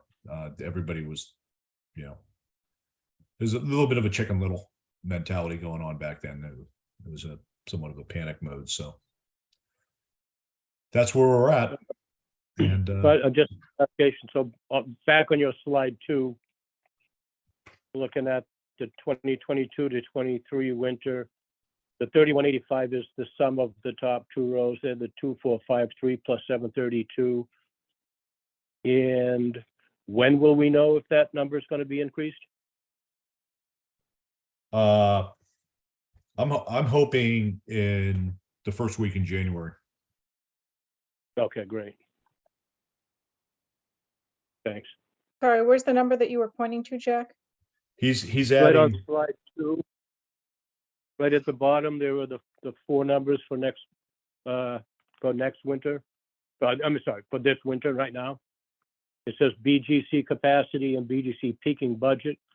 yeah, When you add so you those up, see- that's the 3185. yes. The difference why I separated out, folks, is that the BGC peaking, that's only available to us like 20 days.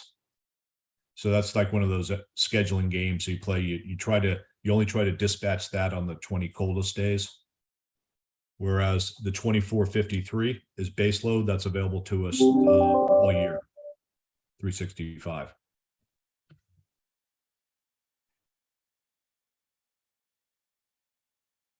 Thanks for that clarification. That helps. Yep. Thank you, Mark. You're welcome. No further questions? Are we good? So again, thank you for everything, folks. I know it's a challenging time, but if you think about anything or whatever, just let Pete know. We'll be glad to get you any information you need. Thank you. All righty, folks. You Thanks, be Mark. well. Let me make Thank sure you, I Mark. can get out of this, and Thank you. you're welcome. I'm sorry, I'm used to working in teams. Here we go. Stop share. There we go. Okay, folks, thank you very much, and have a great night. Thanks, Mark. Be well. Thank you. Thank you. Jen had some follow-up questions from the MWEC presentation last month. We're still working on some of that. We did included a graph that the MWEC did for us for the 3 large projects that were kind of on the table and their impact, which would be the 2 schools, and we'd been talking about the senior housing on Broadway. Unfortunately, we didn't get any money from the town on the ARPA funds. So right now that project's not necessarily moving forward. So in Yeah, so- terms of, there were 3 questions that she asked. One was that assessment. The next was looking at Google, like what would be a reasonable projection of what could be available for solar in Wakefield. And so we have Blue Cell working on that from the Google map assessment. I don't know, Jen, did you want to explain what else you're? Yeah, so I can just summarize a few things from last time that I had kind of pointed out. And Jack, actually, you mentioned that it was a long video, but if there's one part of the video I think it's really helpful to take a look at is this electric supply presentation, because I think it's really interesting. What we were talking about, or what I drew from that, was that it looks like natural gas prices are going to be high for a while. And because they're so when we buy power, the natural gas prices are actually setting the price for all power we buy. So even if there's more renewables on the market, we'll be paying higher natural gas prices for those renewables. So one of the takeaways that jumped out at me is the more that we can build our own, cost effectively build our own projects, either here in Wakefield or elsewhere, the less we have to buy on the market. And if market prices remain high in the foreseeable future, we could be saving. And if we look at, then we looked at kind of the different resources that we could bring in over the next, I don't know, 20 or 30 years, and what what the nature of those resources would be. And they kind of showed what percentage non-carbon that would get us to over time. And one of the interesting things, or one of the things that I just pointed out, is that a lot of those resources are large, but they're further out, but they're also not kind of our distributed energy resources that we've been building in Wakefield itself. And so I just asked that those be added into that graphic so we can kind of see over time, you know, while those pieces are relatively small, they're also aggregating over time or accumulating over time. And as they accumulate, they would actually become something more than nothing. So I just ask that they add those into that picture, you know, so especially the larger ones that were not being included, like the solar on the high school and the vocational school. And so we can get a sense for how, you know, if we get a couple big projects, what that might look like. And, you know, might it represent like 5% of our total one day or something like that. So we can kind of see what that impact might be. And then also, you know, to look at some of the pricing too, right? The pricing for those resources compared to other resources that we've invested in over time, other different types of resources, so we can see, you know, how that all stacks up. So that was basically the nature of my request. And yes, I agree. Like it seems that the Housing Authority project might not move forward, but I know that the town had talked about, I just noticed the other day that the Americal Center roof is coming off right now, and they talked about once that roof gets replaced, whether they might put solar on that roof. So there's other large projects on municipal buildings that are being potentially considered. And then there's also, you know, avenues for rooftop solar that we haven't yet explored. And one of the avenues that I had just raised is that we have a lot of I guess I would say privately owned, most likely C&I buildings, and some of which have significant roof sizes. So whether there's opportunity over the next, you know, maybe we don't have that opportunity today, but if we're looking over the next 20 years, you know, is that an opportunity that we want to consider?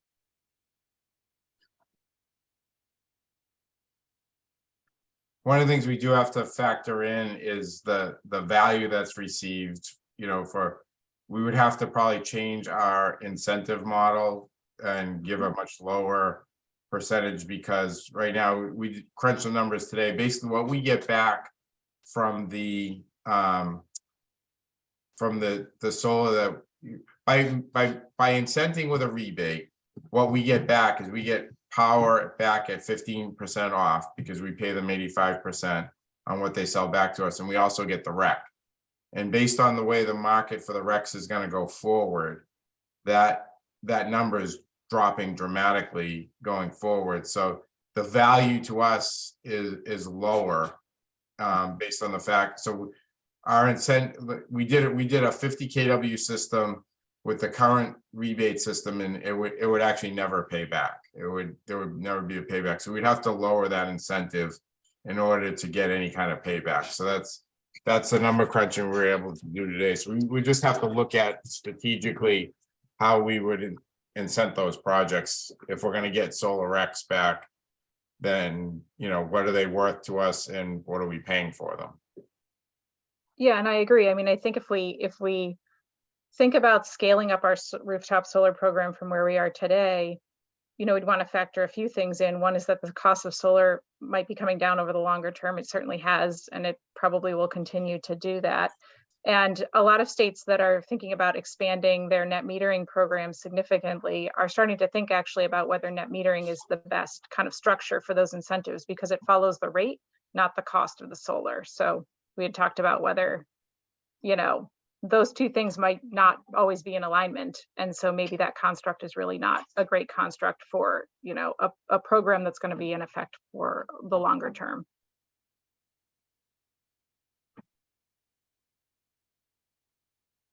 Well, one of the takeaways, go ahead, Jen. No, go ahead.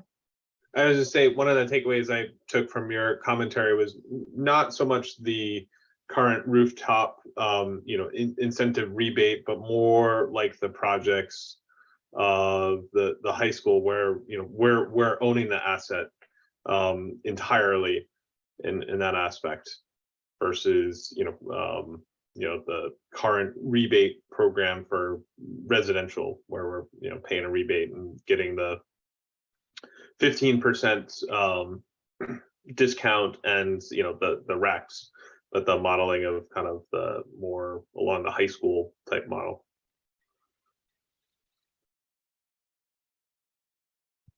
Yeah, I mean, I think the high school model is unique, and I don't know if we would necessarily enter into that in a different way if we didn't have the the option for the battery storage as well. Like that's a very unique project for the way we've constructed that. Offering to build it for free is not a model for success going forward. No, agree. I was more around like, are there opportunities like we invest into any sort of project, right? Call it 2020A, but doing those projects locally and thinking kind of outside the box in that aspect. So even the community solar type aspects as well, where there's different finance funding and payback models in place. And so looking at that coming at it different angles, and not every project's going to be the same. Yeah, we definitely have to keep looking at the models each time we look at it. Right. I mean, I think we have very little to do actually with the ownership of like solar on the water department buildings, right? That's owned by the town, and so it comes through to us as what, a sales reduction and a rec. Yeah, we get the rec for our rebate, we get the rec. And we see the reduction in volume, because it's offset. But so yeah, it depends kind of who owns it for sure. Yeah, so I just didn't want to kind of leave that piece missing, that's all. So some of my questions were to just kind of fill in there. And then, when we look at doing planning, I just want to kind of see that piece moving forward so we can actually consider what we're doing on the distributed energy resource side, in addition to wind and, all the other kind of bigger projects that we're looking at over the longer term.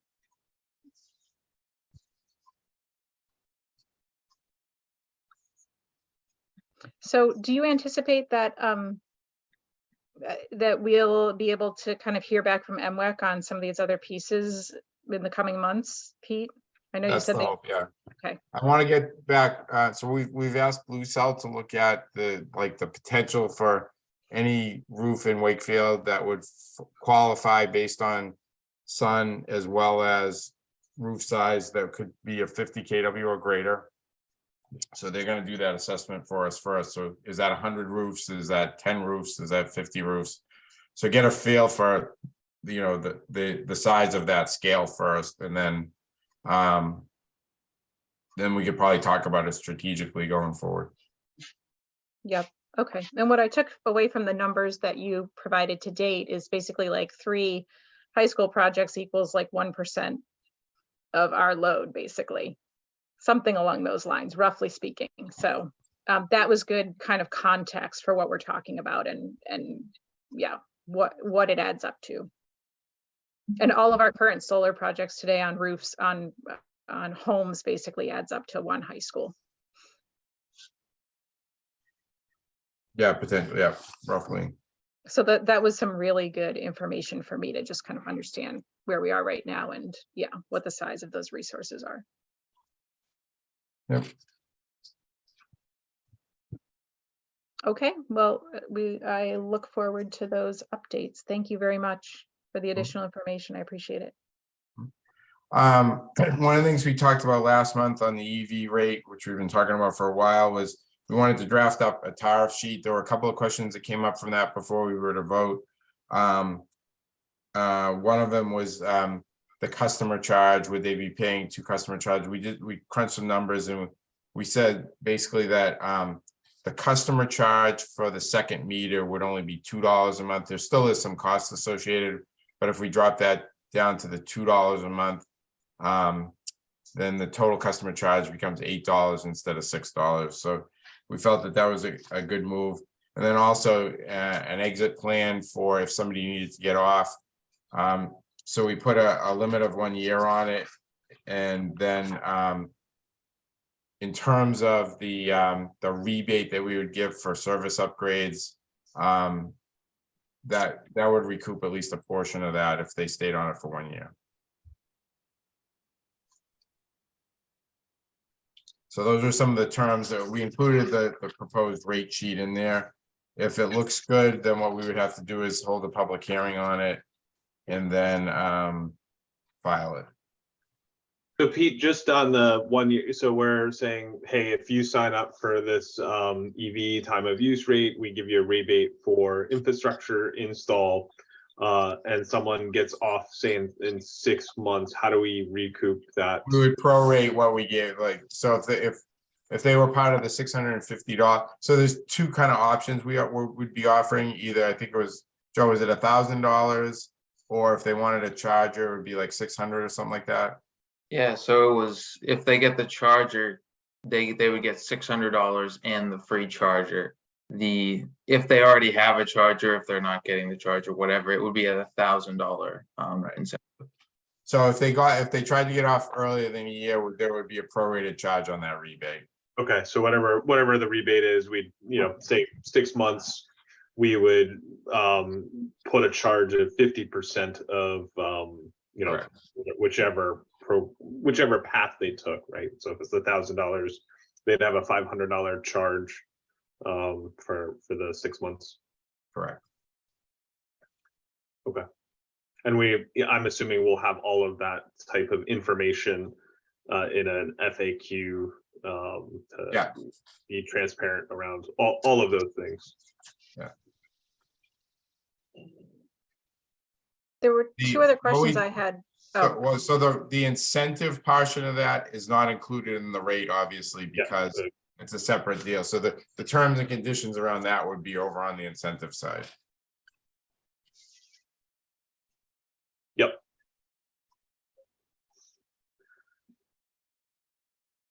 And then on the rate, go ahead. I'm so sorry. Go ahead, Tom. On the rate sheet, I know that the fuel adjustment, so the fuel adjustment would be whatever the fuel adjustment is for that month would be added on to the, energy charge based on off peak or on peak. So, say off peak, it's going to be 0.0408 plus the fuel charge would be the actual rate plus, obviously distribution. Okay. Thank you. I'm done. Go ahead, Jeff. So Tom, I heard us get into a conversation last time about equipment, like would the equipment be removed? Would they stay on the separate meter? So I just want to follow up on that. So they would, I think, to create the greatest flexibility, we spent a lot of time talking about it. So they would have two choices, really. If they decide to get off the rate, they could have the electrician rewire their charger back to their home panel, or they could keep the same meter where it's currently wired, and we would just convert that back to a residential meter. So in other words, they wouldn't have to incur the cost of moving the wire that feeds the charger back over, but they would have the charge of 2 meters now. So they'd continue to have the $8 charge. So in that scenario, if they opted to just keep the meter, they're going to have the $8 customer charge. They would have it. No, they would have 2 $6 chargers now because they're going back to a residential rate. Okay. So the incentive to have the electrician come rewire is the correct. So that we felt that was so we're not making them switch it back, but their customer charge would go up. Okay. And we obviously, again, have all of that in, kind of, I think it's important to lay all of these things out in an, FAQ. If we're asking the questions, I'm sure, those signing up for it are either going to ask the question or are going to want to know that the question was asked. Yeah, so those were some of the technical things that were asked last month that we tried to address. So what is the reason why a customer would want to go back to a single meter? If they didn't want to be on the time of use rate anymore, the reason we're adding the second meter is because they want to go to that time of use rate. If they don't want to be on the time of use rate, they don't need to keep that second meter. They could wire it back to the main panel and have a single service. Right, but is there any is there any rational reason to do that? I'm just trying to explore that a bit. Well, the woman who lives upstairs from me is a nurse and she works the night shift. And then sometimes they put her back on the day shift, and then sometimes they put her back on the night shift. So she could get on this and then all of a sudden to realize that she can only charge her vehicle during the day. Right, but if you can in get her off case, the we would rate, Yeah, in her case, we would most likely try to point her towards the Connected Homes program rather than the time of use rate, because she's probably not the best candidate for it. Jen, I'm thinking the case of someone coming off is the transfer of the home, or I don't even say. I mean, potentially, could this be in a multifamily rental? Sure, but I would think so. I own a house. Time of use rate's great for me. I get the incentive. I wire up 2 meters and get on this program. I move out in 2 years. The next person who moves in is like, yeah, I don't have an electric vehicle. I think in that point, I don't know that they would rewire. In that scenario, if someone just wants the meter pulled, they just put a blank in. And Yeah, I would say they would probably keep the charger wired if it was still there to the second meter and just blank it. Okay, and then that, yeah. I don't. Would someone want to rewire? Sure, I think they have the option to. But I guess what we're saying is that's probably not going to be all that common. Right. These were all kind of questions that came up last month from a technical perspective, and there's so many different iterations that we tried to keep it as flexible as possible. So that's why we're saying, if you come off the time of use rate, you can just leave the charger wired the way it is if you want, and we'll just convert that second meter to a second residential rate. You'd have 2 meters, or you could wire it back over to the first meter, and it's 6 of one, half of the other. You would eliminate the customer charging and go back on Connected Homes. Okay, thank you. That's helpful. I got a little lost last time, so I just wanted to. Yeah, I mean, there's so many iterations. I think one of the things we're finding is that there's going to be so many different iterations of. That was one of the reasons I think that, that we've identified this rate as another option, because as we embark on this new world of increasing number of electric vehicles, we're trying to give people options that might work for them. And so Connected Homes that we currently offer is one option, but the time of use rate may be, a good option for others. And I think that as time goes on, having multiple options will help. So I see we have this designated, and this is, and maybe we'll have a different rate or a different sheet for the DPU. We're calling out residential. How does this work, say, for someone who, say, building a 10-unit apartment complex, they separately wire the parking spots to a separate meter. Can they go on this rate for that? They should be able to, yeah. Okay. And then I'm assuming this precludes CNI, so could. Right now, yeah, but I think if this is something that we want to do, we could create a similar structure for a CNI. Okay. We could create a structure that looks like this for that. Would we need another hearing to establish a rate for CNI? Yes. Is there any reason why we wouldn't just do this all right now? We could do it. We could create one. Is that, I guess, is there, from your perspective, is there any consideration of putting this, both for residential and CNI? Yeah, because the CNI rates are different. So we're publishing this rate, and the base rates in the CNI world are different. Okay, so that's it's the base rates of the CNI that's different. Okay. That makes sense. I guess, is it possible of interest to create a CNI rate now, anticipating that somebody might actually be interested in it, and then not have to have the second hearing further down the road when somebody approaches us? I honestly don't think the hearing is going to be that big of a deal. We're just going to publish that at the beginning of our meeting in, say, February is going to be a public hearing on the rate, and we open it up. I don't think it's going to be, so I don't think it's not a huge lift if we decide to wait a little bit. And see how this rolls out. And also it might be useful if there are people that do show up with questions, that we address those in developing the CNI rate.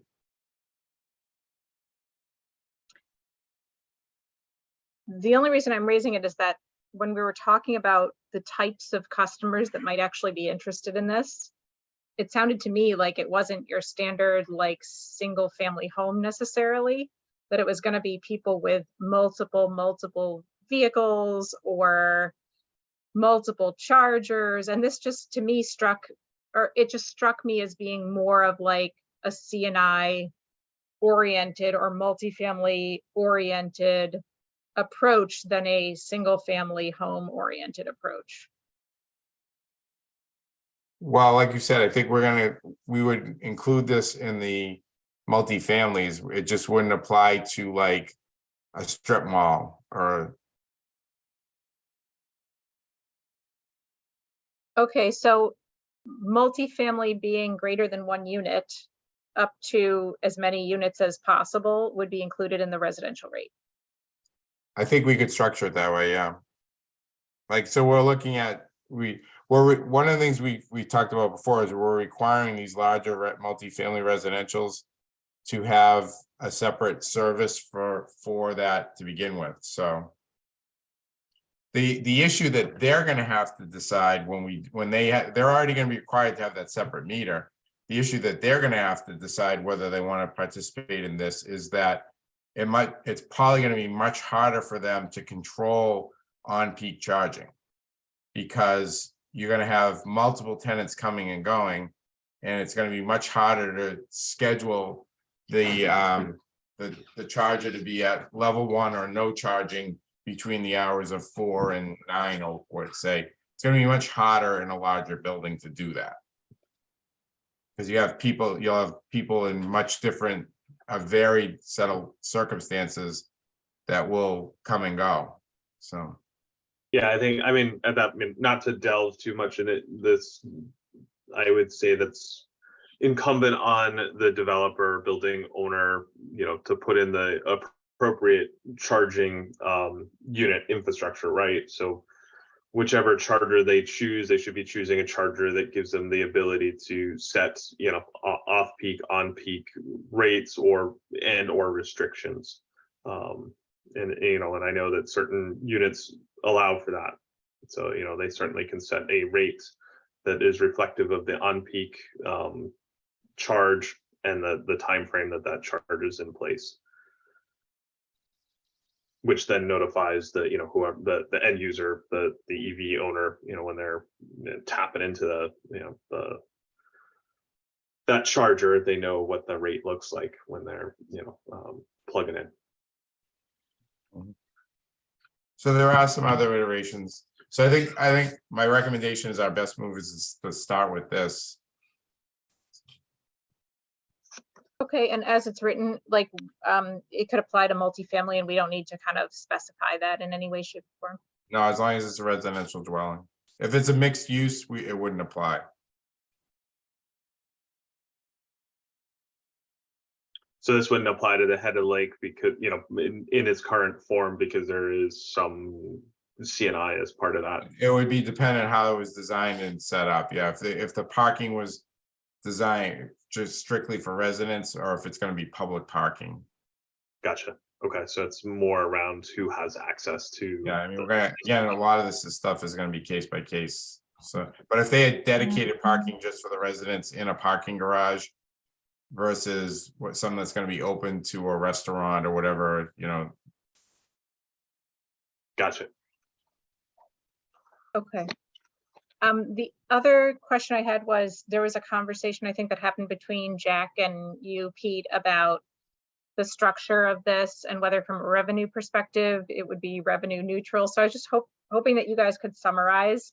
It sounded like everyone was satisfied with the outcome, but I just never got the summary of what you discussed and where you ended up on that.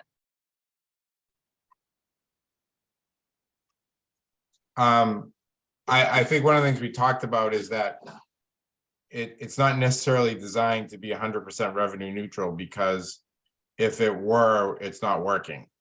So in other words, in theory, if we started to collect more money from the charging in the on-peak times, we're failing. So instead of lowering the rate from 5 times to 3 times, I would suggest we double it again because it's not working. The whole point is to disincent people from charging on peak. So if we're getting more people charging on peak and we're increasing the revenues, then the theory would be to lower that from 5 times to 3 times, and that would disincent the whole idea further. So the logic behind the whole thing gets thrown upside down. So the whole idea is that we hopefully have very little usage in the on-peak hours. And if you take it from 5 times down to 3 times, that's not going to be the impact. It's going to go the other way. So we had that conversation with Jack that the reality is, if we're generating too much on-peak revenue, we haven't set it high enough. So. Yeah, I mean, yeah, it's a bit of a perverted kind of a calculus. And I had dinner last week with a bunch of people from the DPU, so I took the opportunity to raise it with their rate design guy. I've known him for 40 years. And I said to him, I said, you know, I'm having trouble with this concept of having a time of use rate that's designed to over recover because of the fact that the on-peak rate is so high that the intent is that people just won't use it in the on-peak hours, so that you won't really, you really can't calculate what would be the total. You can't do a comparison with what the total expected revenues would be versus the revenue requirement. And the reaction was, then why have a rate with an on-peak charge if your intent is for nobody to ever purchase anything under that on-peak rate? In other words, why not just have a meter that doesn't work in the on-peak hours? You know what I mean? So you just have a discounted rate when you charge, and you can't charge it. So, you know, I don't know how that would happen. I don't know if there's such a thing as a regular meter that you can shut off in certain hours. That's not the more expensive time of use meter. So that's kind of where I'm sort of stuck on this. I mean, well, then I think that the issue you have with that is that Big Brother has just stepped in and said that on that emergency day, when I don't care that I'm going to pay 5 times as much. I just need some charge. I'm willing to pay it, but it's not every day, but I still want it on some days. Yeah, I wouldn't want it turned off, right? Because there are, you know, folks that you have that emergency day, and you know you've got to pay that. Okay, no, but I thought they were on a level 1 restriction on the off-peak hours. Is that not the case? They can override that though. On the connected home side, they can basically override it and just not participate that month. Okay, because my thought was they can use, you know, they can plug into the charger during the off-peak hours, and then they can just plug into their outlet if they really need to charge, you know, on peak. Yeah, the only issue is it's very slow, so depending on what they would need. So on a 120 volt outlet, like it takes like over 24 hours to fully charge the typical electric vehicle. So they're typically not getting a ton. I mean, they could get a little bit, but they're probably not getting a ton from the 120 volt outlet. Yeah. And I think that, you know, constructually, Jack, this is designed to encourage, you know, what are we doing here? What's the drive is to. Well, the purpose is to shift load, also information about load. Oh. That's the purpose. Yeah, the purpose is to potentially increase sales in terms of kilowatt hour sales just at the right times, though. You know. And also properly allocate costs the higher costs of on-peak charging to the appropriate individuals who are willing to pay for it.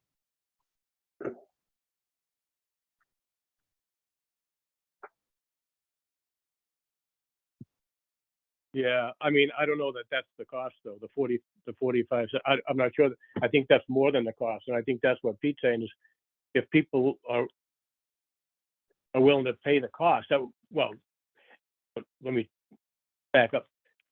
If people were willing to pay for it, yeah, I guess so. But then Pete is saying, then we have to raise the rate. If they're willing to pay it, we have to raise the rate because we don't want them to pay, to pay that rate. We don't want them to charge in those hours.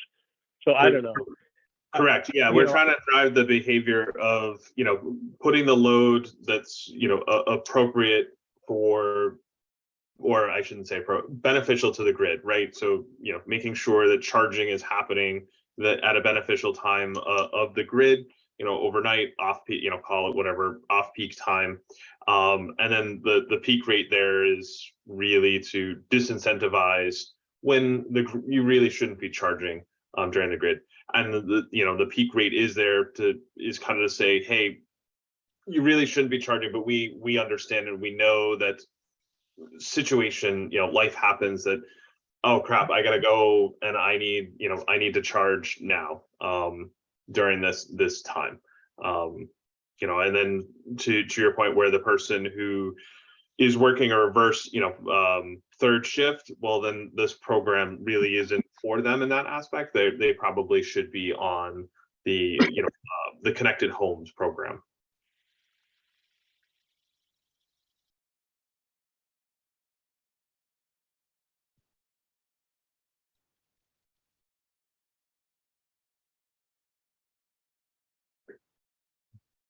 So is, with that, I think if we proceed, we will also have the sooner we get in play, we might get some data on how this is really working too. So I think we have some flexibility in adjusting things as we go.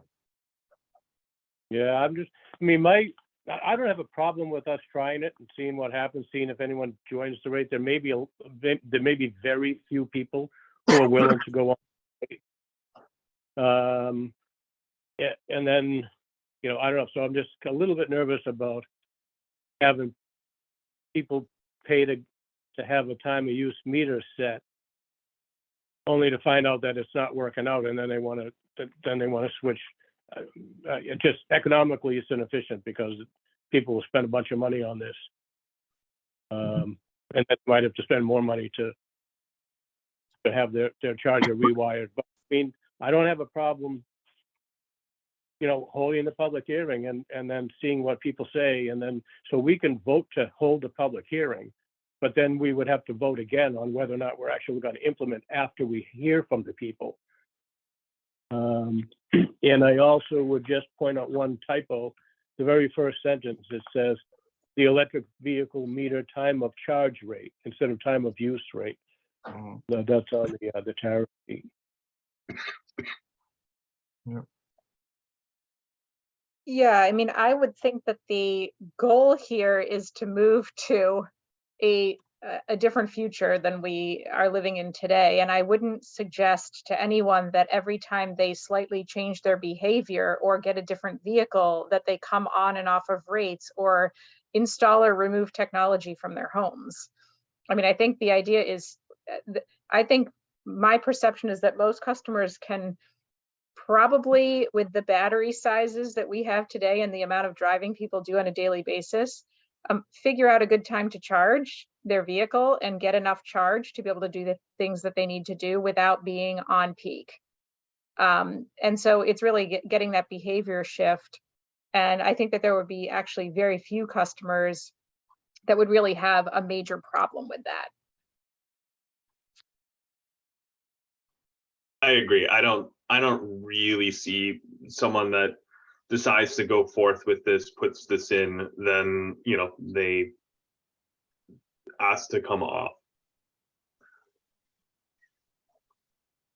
So I think the idea is, making, I think the key here is rather than saying, oh, every time you change your lifestyle or behavior, you can switch. No, I think the idea is to educate people on how they can stay on and why it's possible for this to be a long-term solution for them. Because I don't think we want to see a lot of infrastructure changes, and I don't think we want to see people coming on and off every time they buy a different vehicle, even if they only own that vehicle for a year or two.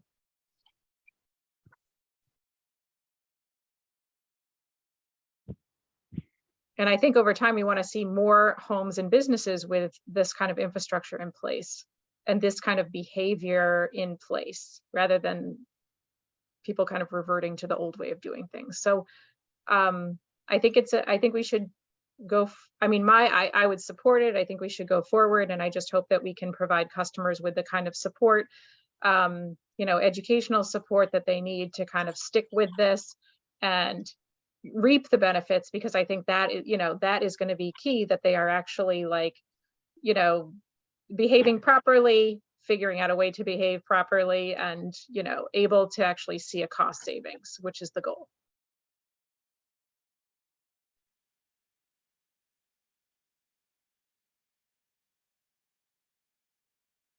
So do you want to take a vote to proceed? Obviously, we can edit or modify the rate based on Jack's comment. If we have a public hearing and people show up to comment, we can try to incorporate their comments before we file the rate with the DPU. That's part of the goal of the public hearing. Do we, I can make a motion to take a vote. Do we need to do two votes, one for the energy conservation charge and the EV time of use, or can we do it in one vote? Or do we need to have discussion on the conservation charge? You know, I'm not sure what you mean by that. So there's the energy conservation charge DPU. That's the next page. That's the existing ECC rate that we Okay, set so last month. we don't need to take a vote Yeah. on that one? No, it's just 2 pages. Okay. Yeah, the rate itself is 2 pages long. Gotcha. So, so if we vote to adopt the rate, then the next step will be to make that the edits, any edits that we have, and then post it for a public hearing. And then from that point, we could take feedback that we receive from the public hearing and make any additional modifications before we file the rate with the DPU. All right. Ooh, I'm not comfortable with that. You are comfortable, you're not comfortable? No, I'm not comfortable with voting to adopt this rate. I'm only comfortable with voting to hold a public hearing on it before we decide if we're going to adopt. I would still want a final vote to adopt it, not just to vote on any modifications to it.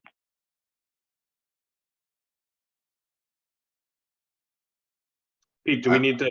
I don't vote? think there's any, yeah, I mean, I guess we can have a public hearing on it, that's fine. Do we need to vote on the rate? I don't think we need to vote for just having a hearing, or it's just gonna be a meeting, basically. Yeah. Yes, right. Yeah, it's going to be, well, yeah. I mean, there's still a public hearing. I think we still have to have a public hearing. So we would call it a public hearing. I don't know if we, well, maybe Mike can look into it. I don't know if we technically have to have, you know, a tariff in order to hold a public hearing on the tariff, like maybe we do. Yeah, but- I'll have to find out what the requirements are. I've been under the assumption that you're presenting a tariff at the public hearing and for comment. Right. So if it's more of an information session, then I don't know if it would qualify as the public hearing. Yeah, you might, yeah, that might be the case. All right, well, let's just make sure we do it right, but yeah, I don't have a problem. So are you thinking about February? I don't have a problem with doing this at the February meeting. Yeah, And that that's would what give we us- do it. We basically post the public hearing to start at 6:30, and then our meeting would start at 7 usually. Okay.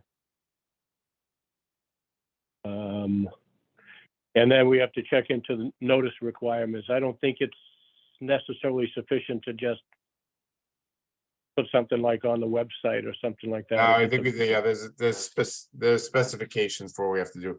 I know for one, we'll have to put it in the paper and Yeah, put it on the website, and there's probably other terms and conditions now that we're in a Yep. new media age. So Jack, I actually don't really want to delay this till next year.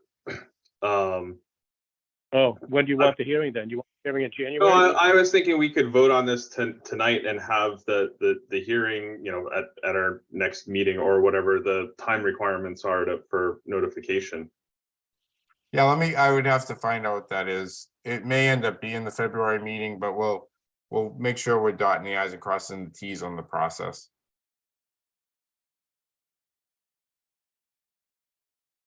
Yeah, we're 5 weeks out from the January meeting. I guess it's possible to definitely to do the notice. I think we would only have to give like a 2-week notice is what I recall, but I don't know if that's the case. All right, so we'll edit this, we'll circulate a draft, and I'll just confirm that we could post it for the beginning of the January meeting then.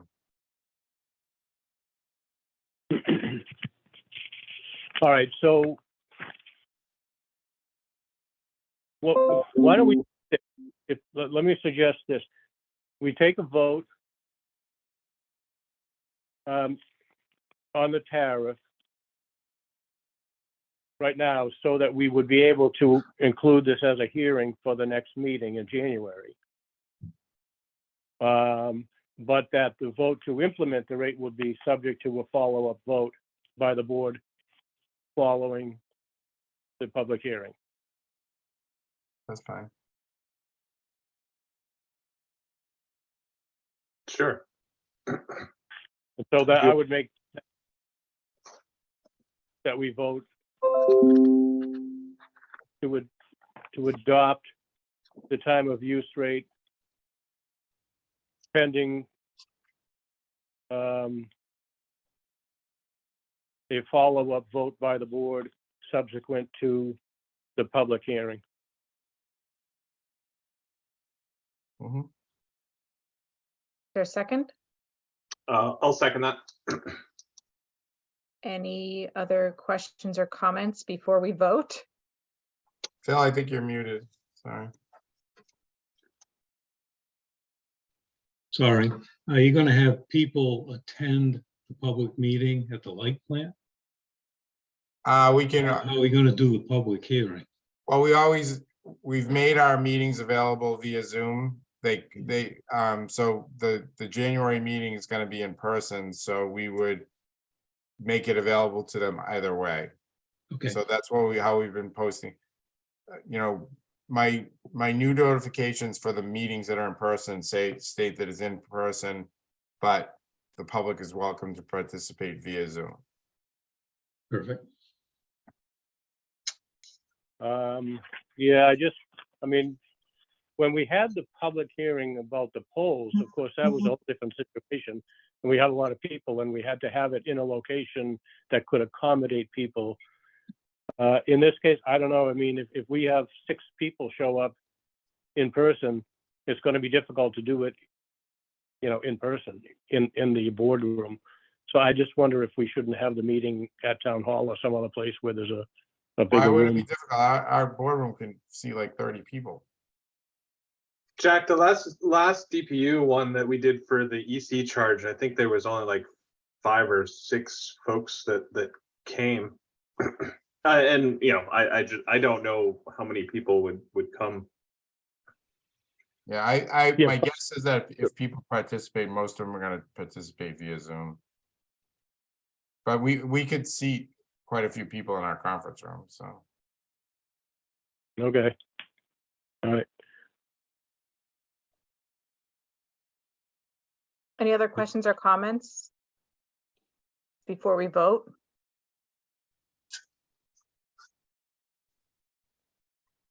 Okay, I'll call on you guys individually this time, just to make it easier. Commissioner Betcher, Aye. Commissioner Corsi, Aye, Commissioner Prifty,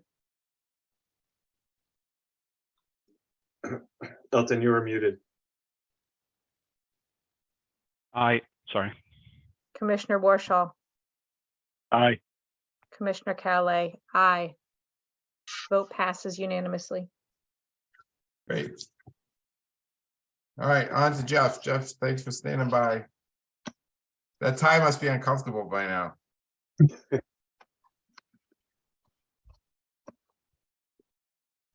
Now you're muted. Muted. That's fine. I was just thinking, how in the world do you all do this without a bathroom break? But so be it. Keep going. Yeah. So in case you don't know, my name is Jeff Morris. I'm the IT manager at Wakefield Gas and Light. Quite a bit happened over the last year, and I'll cover some of it as well as what's happening now and going forward, and I will still be brief. So I'm going to share my screen.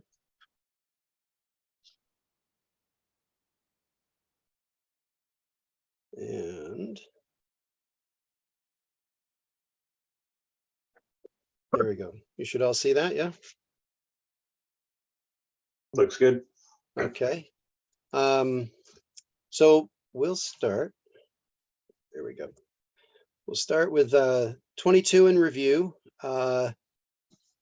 The offsite backups and disaster recovery, pretty big project there. Many of the projects this year were driven by this one, because as I was looking at what needed to be done for this project, as well as looking to future expansion and future projects, I decided that it was the perfect opportunity to move everything, all my virtual servers to new hosts in order to be ready for future expansion.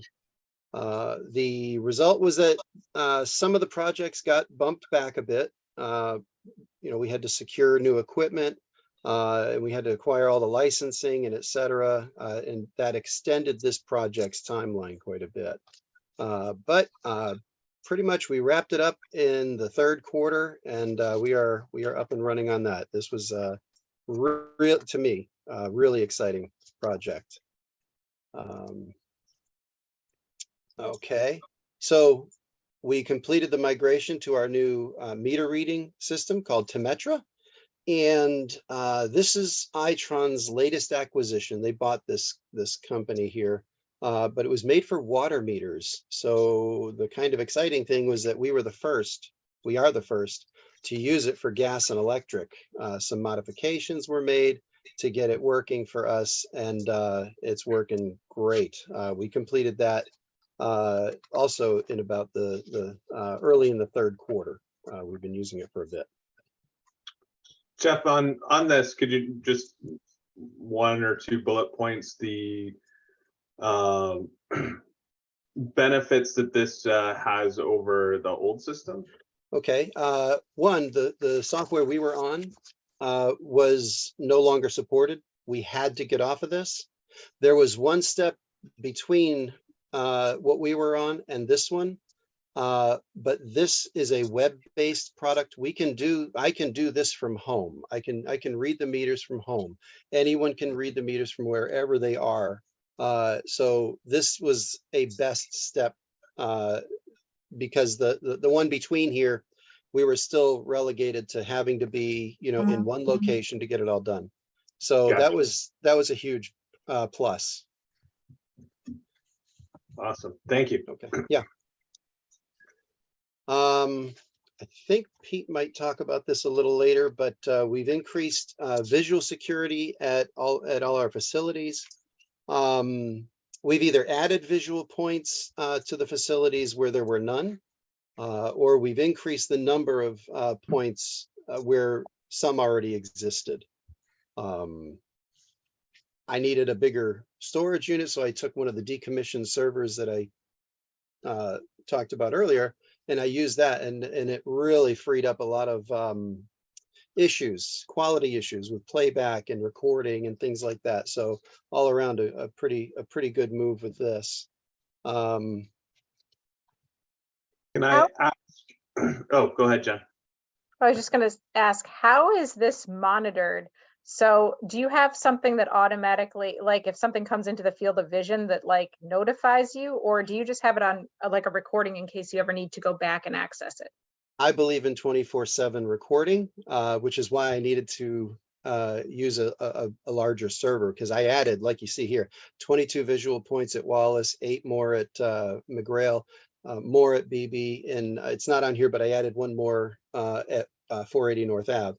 So I needed a much larger area in order to house 24/7 data, so we don't lose anything. I've used motion detection before, and I am not entirely happy with it. You miss certain things, it doesn't record when it should, or it stops too soon. 24/7 gives us everything that we were looking for here. I think what Jen was asking, which was kind of my question, are we getting alerts when, you know, I understand we're recording 24/7 and, Yep. and keeping that recording. Is the VMS, and that was my other question, is who the VMS is, giving an alert? Are you guys getting a security alert when, you know, if you've got a line drawn, or, you know, a person or a vehicle is coming into, you know, that geo fence that have in place? Yeah. Or- We're using a software called Genetech, been Okay. around a while. And Yep. right now, some of our facilities are alarmed for penetration. And we are working toward alarming some that are not. Okay. All right. And I didn't want to get too deep. I'm familiar with Genetech, so. Oh, good, good. Yeah, I like it. I appreciated the 360-degree cameras down in on the Wakefield Ave, the McGrail substation. Yeah. I saw those. Nice. So we can no longer hang out in these facilities like we used to. Sorry, Jen, we can't go drinking there anymore. Bummer. Okay. Another project was migrating to a new network. Honestly, second to the offsite backup and DR, disaster recovery, this was the project that required the most time and effort. Obviously, a lot of thought had to be put into the details of migrating to a whole new network.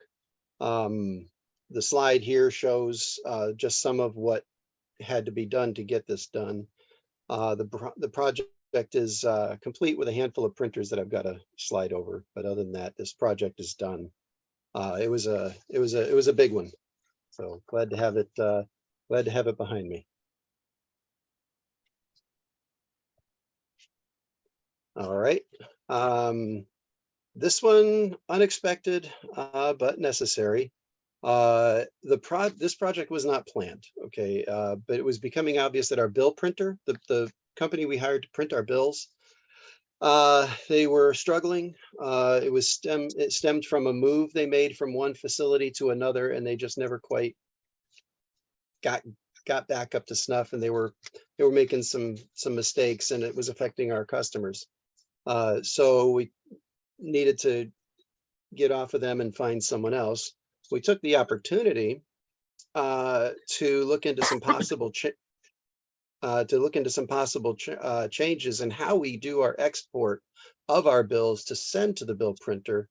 And based on that, we wanted to make it easier for both sides, the billing clerk and the bill printer, to be able to parse the data to be able to print the bills. And data integrators was the obvious choice.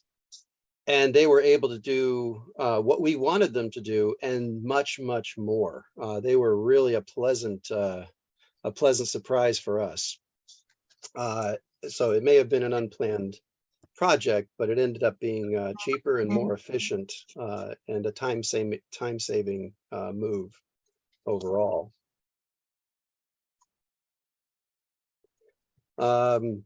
Ongoing projects, we're in the process of migrating. I thought you were gonna add in, and I supported Pete's Apple for the entire year. Moving along. Yes, I supported Pete's Apple for the year. I touch it as little as possible. It's probably got COVID or something, I don't know. No offense, I understand that, Tom, you're an Apple guy, so that was not a shot at you. It was only at Pete. Hey, I'm an equal opportunity Windows OS 10 and Linux, so. There you go. There you go. So, all right, so we are in the process of migrating our WMGLD.com website to a new host server. Right now, where it's at, I don't have full control over what's going on and what's on, what's off. So it made sense to meet some regulations to move it to where I have more control over it. And the new server is spun up. We got a few tweaks left to make on it to get it ready. Then it's just a matter of coordinating everybody involved to get it moved over. So that'll be good to get that security under our control. So another one. This one was also unexpected, but it ended up being really a good thing for us. So I'm kind of considering this a phase 1 to building out our new radio loop, the communication loop we use. That the radio is used for when we have outages, mass outages, storms, things like that, to communicate from truck to truck in the facilities and all that.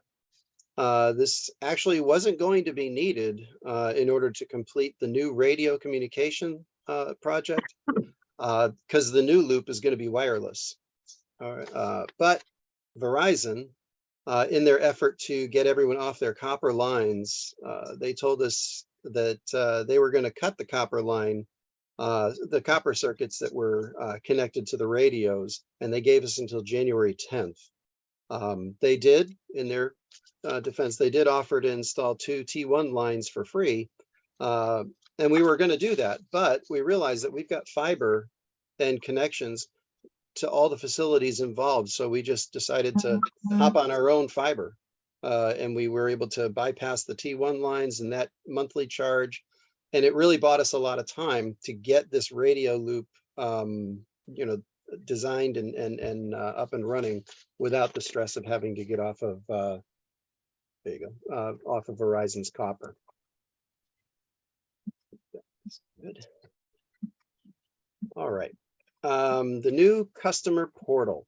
Obviously, I would like to have seen this one have gone live by now, much sooner. But as we began to test the system, we had some users hop on in a test environment and started testing it. We realized that there was some features that we needed that weren't inherently built in.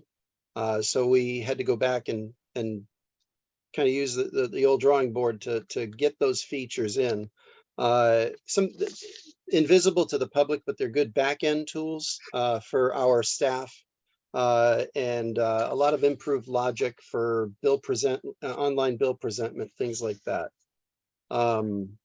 Right now, as of today, we do have a few of our employees who live in town using the system live to give it to kind of kick the tires and make sure it's all working correctly. So we're going to do that through the month of December, find any anomalies that aren't quite right, fix those, and hopefully, we'll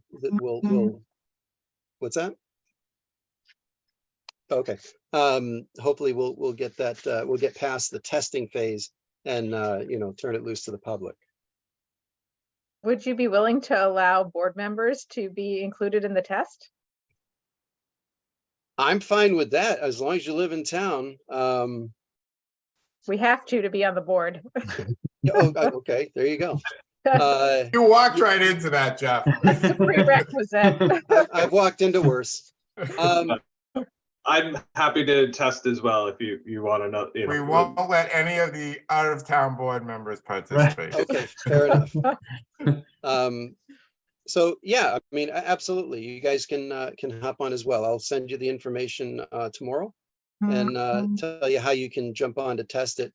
You'll need, if you have settings in our current system, if you're e-billed or if you're auto pay or if you do scheduled payments and any of that, you'll need to cancel it over there and then set it up again in the new system so you don't get double dipped. Okay, because you don't want to get hit by one system and then, the same bill paid twice. So you got to cancel it in the other one. If you're not sure how to do that, reach out to the office staff. They know how to cancel it, and they even know how to set you up on the new system if you need help there.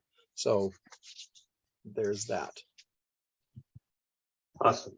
And then I'll connect with you offline if there's certain things that you want just kind of looked at, stress tests, another set of eyes. Okay, sure. All right. Actually, can I ask one more question on that? Sure. Is your internal usability testing from a customer perspective or from a staff perspective? And I guess what I mean by that is, are you testing like backend WMGLD features, or are you testing it as if you are actually a customer? Yes. Okay. We're doing both. We initially, the last couple of months, we've been doing some testing in it, just setting up accounts, seeing it, making sure that the accounts are set up properly. We can set the settings and all the other stuff that a customer would normally do. But in that process, we found that there were some features that our WMGLD staff really could use. So we kind of put the brakes on and had the vendor put some of those features in so that our staff can use it more efficiently on our side. But at the same time, they are, even as of right now, using the system live as customers. Okay, thank you. Okay. Right. Okay, so upgrading to the billing system and financial system.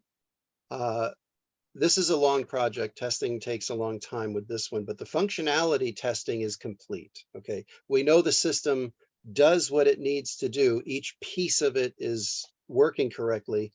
Our next step is to do a one-to-one match between our current system and this system to make sure the dollars and the numbers and everything are what each that they agree.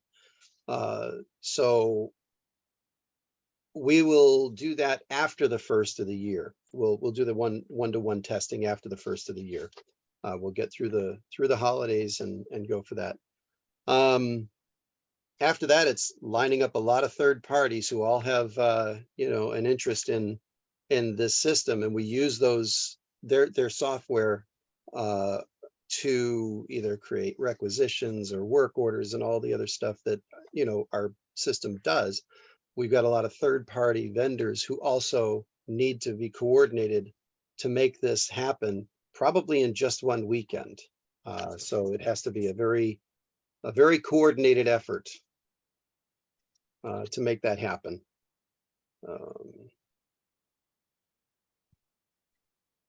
All right, another ongoing one, as part of the upgrade to the SCADA system, as part of the offsite backup and disaster recovery project, the SCADA servers have all been migrated to the new hosts.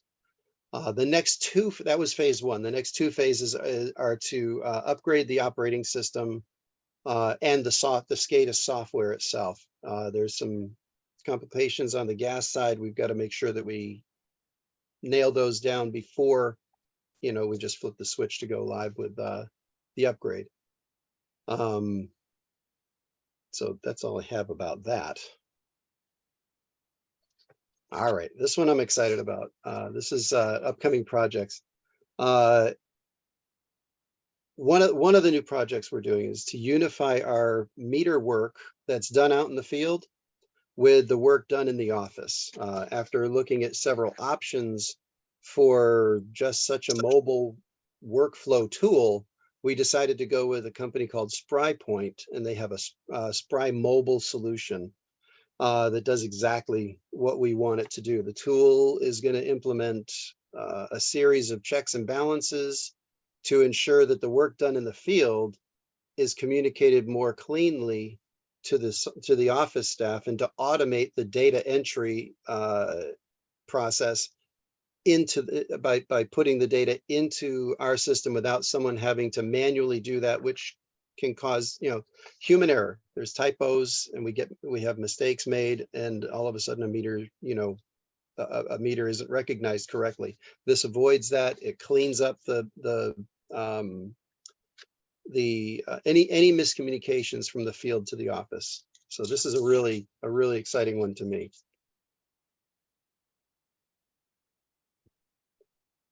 All right, so in discussion, some things coming up. Obviously, once the new customer portal is rolled out, we've been on it for a while, we're satisfied with it, everybody's used to it, then we're going to start talking about customer portal 2.0.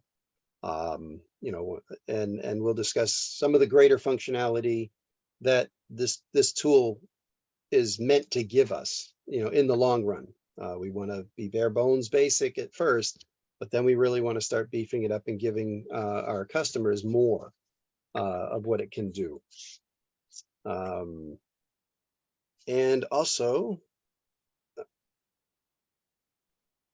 let me go back. There we go. That is a very poorly labeled slide. Sorry.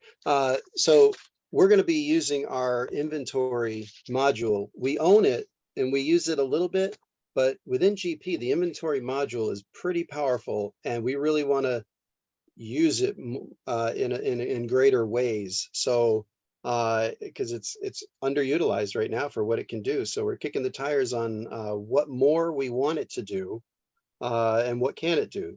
We want to give our users in the stockroom at a glance knowledge of what items need to be ordered, what's been ordered and what's the lead time on them, maintain more accurate inventory throughout the year. So that we know what we've got at any point in time throughout the year. So that's going to be a big one, because there's a lot of setup in there, but once it's set up, it's going to be a powerful tool. So I'm looking forward to getting that one going too. And that is my last slide. Good job, Jeff. Well, I'll just right. say, wow, that's a lot going on in 2022. And thank you so much. Sure. It was like some very big improvements. Yes, I'll echo that as well. Thank you. Sometimes IT is a thankless job, but we all depend on it. So I truly Do you hear that, Pete? I wish I could say we say thank you to Jeff all the. I wish I could say we say thank you to him all the time, but it is an underappreciated role he plays. I'm going to say Usually thank we you just by, yell, Jeff, this doesn't work.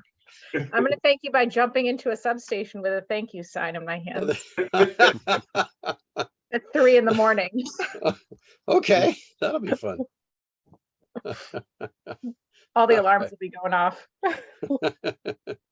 Are we and maybe I asked this question in person, but are those feeds also being fed to law enforcement as well? Only if they ask for them. Okay. Yeah. I don't know what Wakefield PD is on in terms of are they Genetech? I know when I was in North Andover, certain, like the school departments fed into the dispatch center, and other, properties fed into the dispatch to be monitored by law enforcement as well. So I don't know if we had that kind of collaboration going on, or if it was something that we were looking at. Yeah, no, not right now. They haven't. I mean, if something happens near the building, they'll ask me for video, but that's about as much collaboration as we've had right now. All right. Well, I thank you, Jeff, too. I mean, I think not any of us on the board had quite an idea of how much work you are doing all the time behind the scenes. So it's very, very much appreciated. Stop smiling, Pete. He's gonna get a big head, though. Not me. As I was watching this, I was saying, wow, throughout the year, you don't realize how much is going on and how much he's doing, and we do really appreciate it. Well, he's probably the most valuable employee you have. Oh, did you hear that? Oh, this is Oh, recorded my too. God. Now Oh, you're this not, is now you're not beautiful. helping at all. Oh, my goodness. And he's the only one who wore a tie to the meeting too. That's right. Oh. All right. Well, thank you for the kind words. They do. I am very appreciative of them. They keep up the great work. That's the Thanks, goal. Jeff. All right. Thank you. So we had discussed having our session as a strategic planning session in January. I don't know what form we want that to take. I also know it's late, so we probably don't want to spend 2 hours talking about how we lay it out. If we want to share ideas or.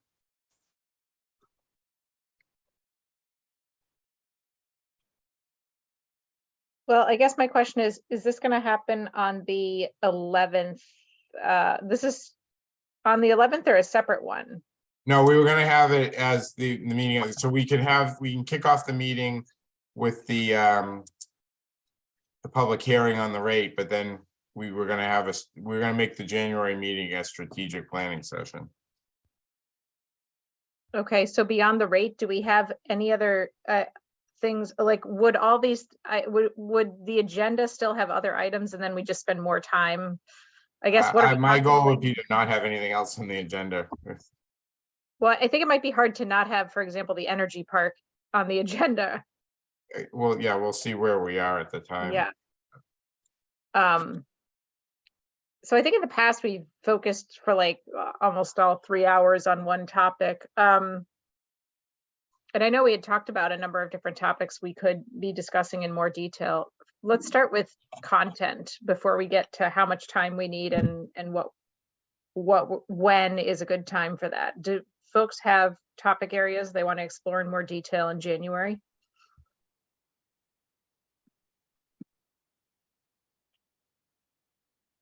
The last time we go ahead. I think the last time we visited this topic, it looked like the only thing that was kind of really moving and at our doorstep was EVs.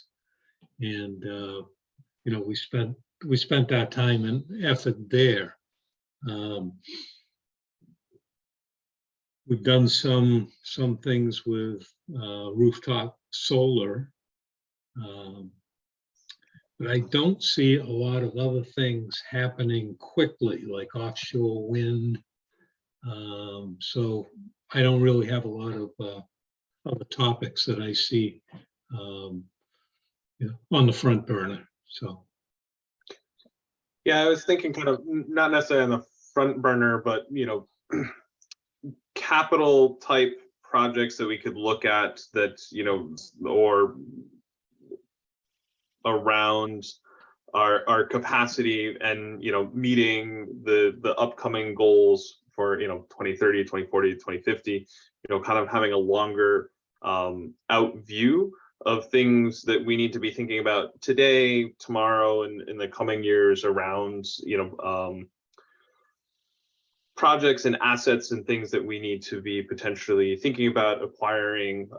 You know, some of this stuff has, you know, long lead times as well, you know, to come to fruition, and how those parts and pieces need to be put into our portfolio. And so kind of discussions potentially around there.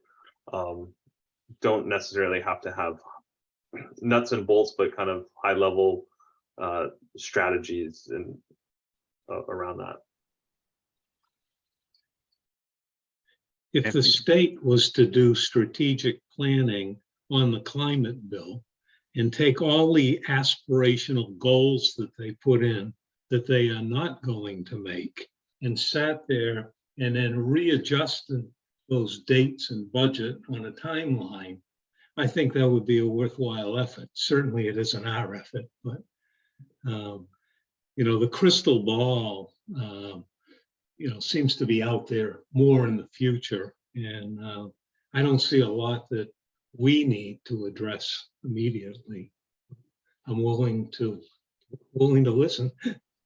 Yeah, no, it's just more around, you know, and, you know, obviously there's the parts and pieces around the state goals, but just even around our capacity planning for, you know, where we're seeing growth or not growth in terms of, you know, both in electric supply, gas supply, you know, and I think Jen touched upon that as well, you know, at least the things that we can touch on the demand, you know, how do we see, you know, if are we going to have a ground shift in the next 10 years of folks going to heat pumps, you know, are we in a good position to supply that on the electrical side? And then also on the gas side, you know, in terms of if that is impacts our demands, or if, you know, demand continues to kind of stay flat or even grow, you know, I don't know.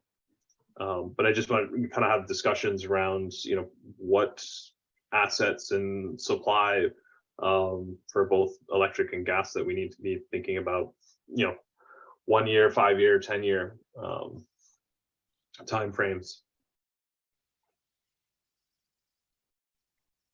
I think if I remember correctly, last session, we talked a lot about forecasting and what the outlook is for meeting some of those state goals, right? And Phil, to your point, the new legislation that was passed in August is asking at least the EDCs to put together an electric sector modernization plan that looks out 5 years, 10 years, and as well as out all the way to 2050. So maybe we start the discussion what we would need to do in regards to meeting those demands or state goals, and where do we start looking into? What type of new technology do we need to start thinking about? I mean, again, we're small enough, but do we need to think about a DERMS functionality in our distribution system, right? Or anything along those lines. But that's sort of like what my thinking is and head is around that, the strategic planning. Jack? I'm kind of wishing that we had something in front of us that kind of reviewed what we've already done in terms of the strategic planning, because didn't we have a whole bunch of stuff outlined, you know, when we had that meeting down in Greenwood a couple of years ago? And then I thought there was some stuff on it that we addressed, and some other stuff that we were going to get to, but I don't recall that. I do but recall going through that information from the last session, and I think, you know, we hit quite a few of the points, everything from upgrading customers' access to our website. And I think you'll find that we went through the punch list.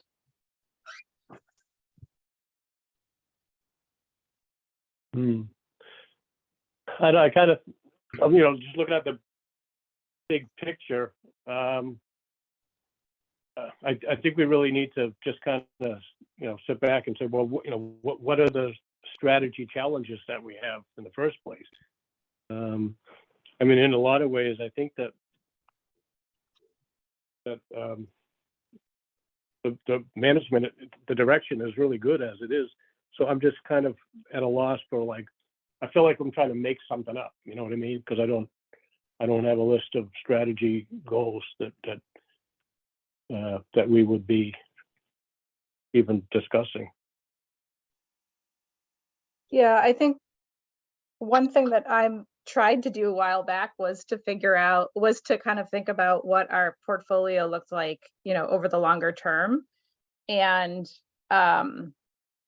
like what we'd be building versus purchasing and that kind of thing, and what that would look like in terms of carbon, and what that would look like in terms of pricing and things like that. So I would certainly, and actually I got pretty stuck, and that information is kind of helpful in a lot of ways for making many kinds of decisions. And one thing I got stuck on, actually, that was kind of interesting, was that it looked to me that that the market was actually going to move faster on renewables than we were. That we were going to be stuck at 50% for quite a while, and that actually all the other utilities were going to be required to move faster than that. So I kind of appreciate where Elton, and I think Tom, and even Phil was going with kind of thinking a little bit more about kind of the coordinated electric and gas planning that we've started to talk about in some of these meetings, and dig a little bit deeper on it. Yeah, I think one of the things, obviously, we work very closely with MWEC on that, and they obviously have, we talked about it last month, 20, 30, 40, 50 goals. One of the issues we're facing is that a couple of the big items that were in the original plans to get us to net zero by 2050, as Phil referred to, those projects are sliding. Offshore wind, well, originally it was going to be Canadian hydro, and all the transmission lines got shot down. So then we move into offshore wind, and now those are all kicking out a year at a time further away. And so getting back to what Jen brought up at the beginning, I think there'll be some small pieces we can do in Wakefield, but they're relatively minor in the big picture. We really need to participate in some of those bigger projects as they come about, as well as potential new technologies that are not even on the radar screen right now, but maybe in 2035 and 2040. But for everybody to get to their goals, we're all going to, what's going to happen is you're going to see the national grids and NSTARs that don't own any assets have to buy greater percentages, and it's just going to drive the prices up if there's not more assets being built. So ultimately, we'll need to be participating in building more assets. Now, we do have the ability to probably repower Berkshire Wind in a few more years and also expand it.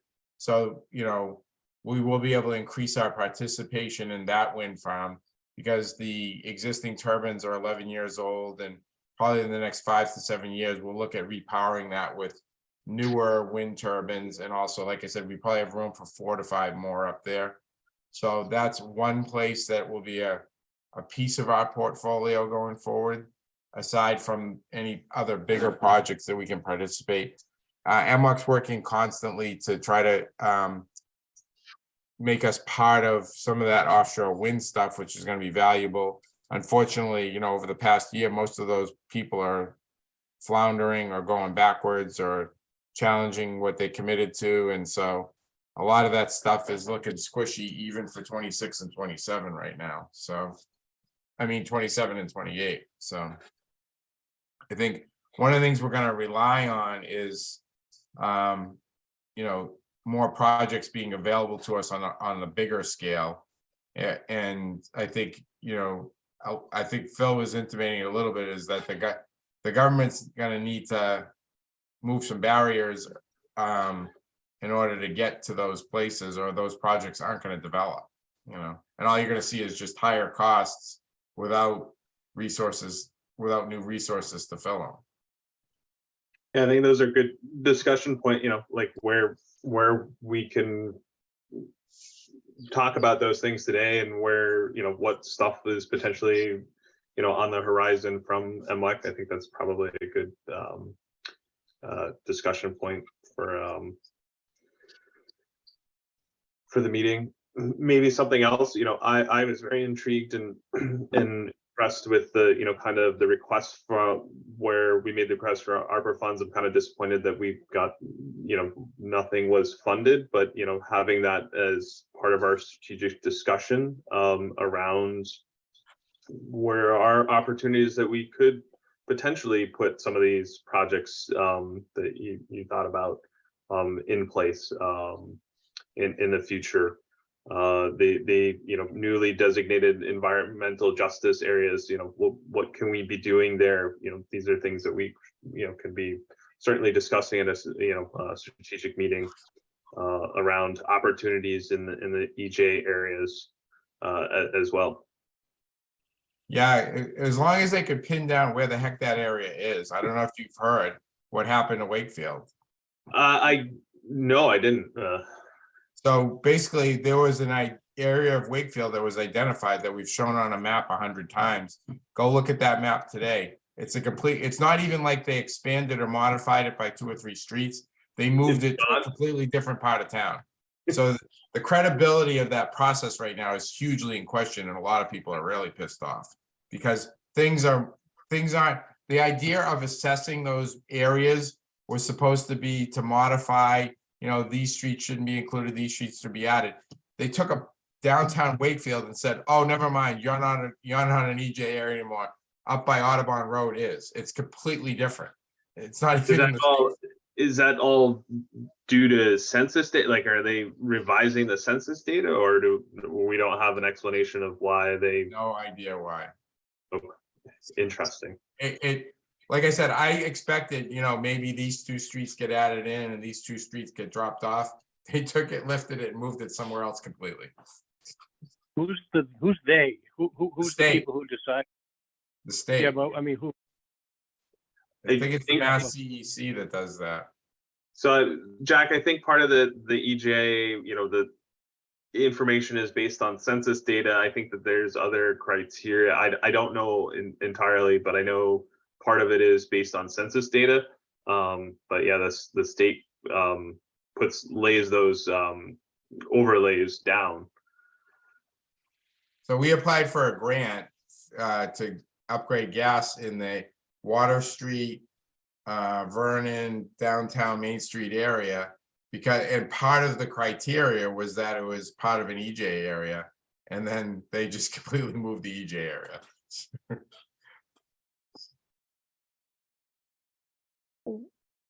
Okay, I don't want to get lost in this tangent, but cool. Will we know when they figure out what's going on? Okay. Ravens asked the question because how does it impact our grant applications? So. Right. Yeah, it feels important.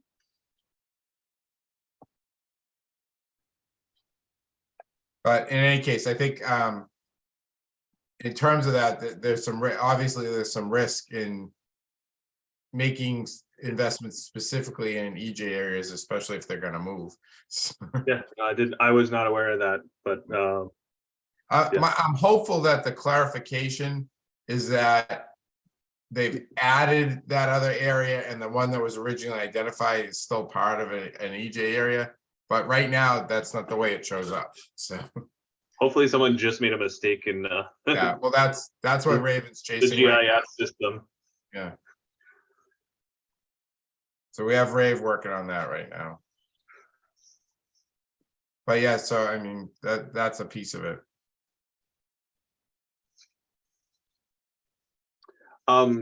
Yeah, and just kind of, you know, brainstorming, thinking about things that we could have such a, you know, again, you know, I know that we've done the customer surveys, but, you know, focus on the customer, you know, what are customers looking for us, you know, and I know the new billing system, Jeff touched upon it, you know, like what is, you know, the new billing 2.0, what other things can we be providing to customers through that? What are customers asking of us? What are their expectations in terms of service around, you know, I'll take billing for example, you know, when they log into the new billing system, and what are they looking for? What do they want to drive out of their bill?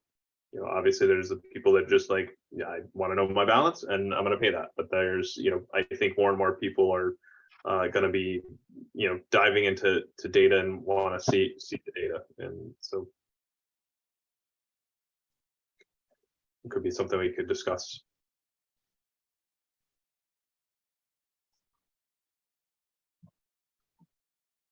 Okay, so it's getting late, and if this is going to be January, we need to make a decision, or else we need to push this out further and not have it in January. So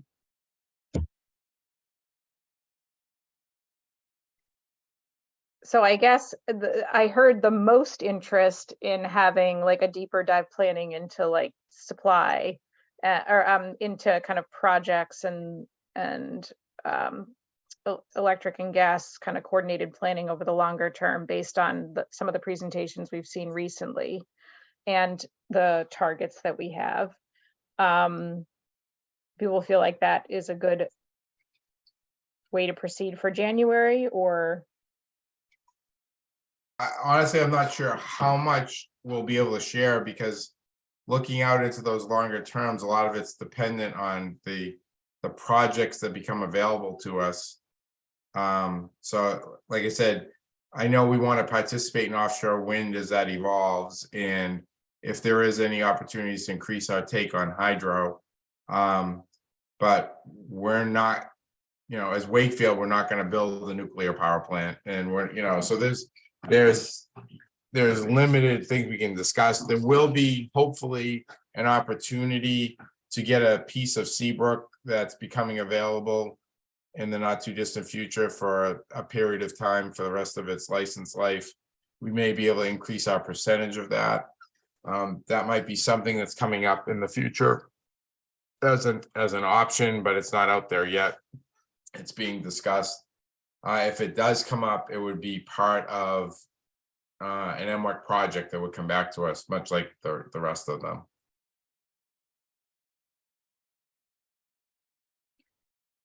So I guess I'll just throw this out there. Like, it seems to me at this juncture that January is coming quickly. The holidays are upon us, and I just don't know that we have enough time between now and the 11th January to pull this together. So I guess I'm wondering whether we want to kick this strategic session out a little bit further. Spend a little more time thinking about talking about what we want to cover and planning for it so that we actually have some good quality material to review and discuss. I Yeah, concur that with that assessment. Yeah. Okay. Uh, So it sounds, I think that some people should talk offline, obviously without violating, open meeting law, but people should maybe talk offline just to kind of brainstorm and get some more concrete ideas about what we can put on the agenda. yep, that sounds good. So we'll still have a regular meeting on the January 11th. We'll just make it a normal board meeting. Yep. With the public session will be. Yeah, it'll start with the public hearing on the rate. And then we'll continue on to a normal. There will be obviously an update on the energy park at that point. Depending on what happens with the conscom, maybe we'll end up waiting for the vote till that meeting. Maybe we'll need it sooner. We'll have to see. Okay, so that solves the immediate issue. And in the yes, and so in the new year we'll start to figure out what subject we want to do strategic planning, and then what timing makes sense given what the topic area is. So we can conclude tonight. Do we want to move on to the schedule? Yeah.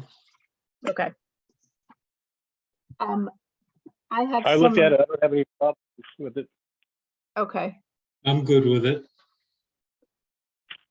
There are two dates that I'm going to be on vacation during, March 1st and October 4th.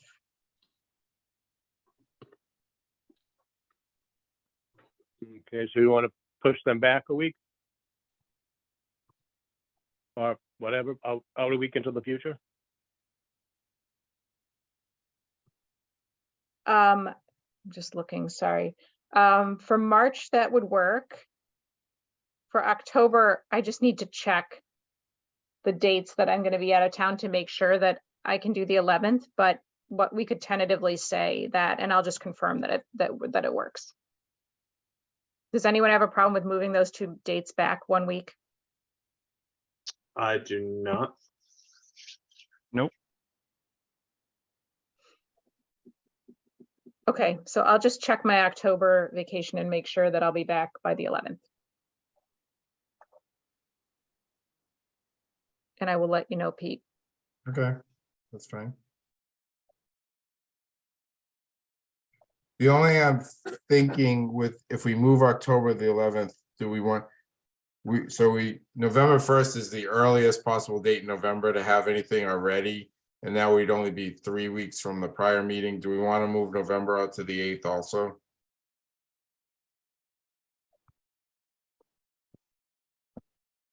That would be fine. It's fine with me. I don't, yeah, either way. That's fine with me. Yep. Yeah, we just have, I mean, I don't know that it impacts us. The election day is the 7th, but I think that's fine.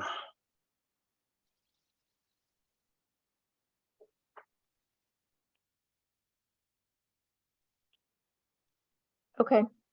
So let's update this schedule and we can get it posted. All Once right. I just confirm that October date. All right, so as is, except March 8th, October 11th, and November 8th. And I'll send that out to everybody.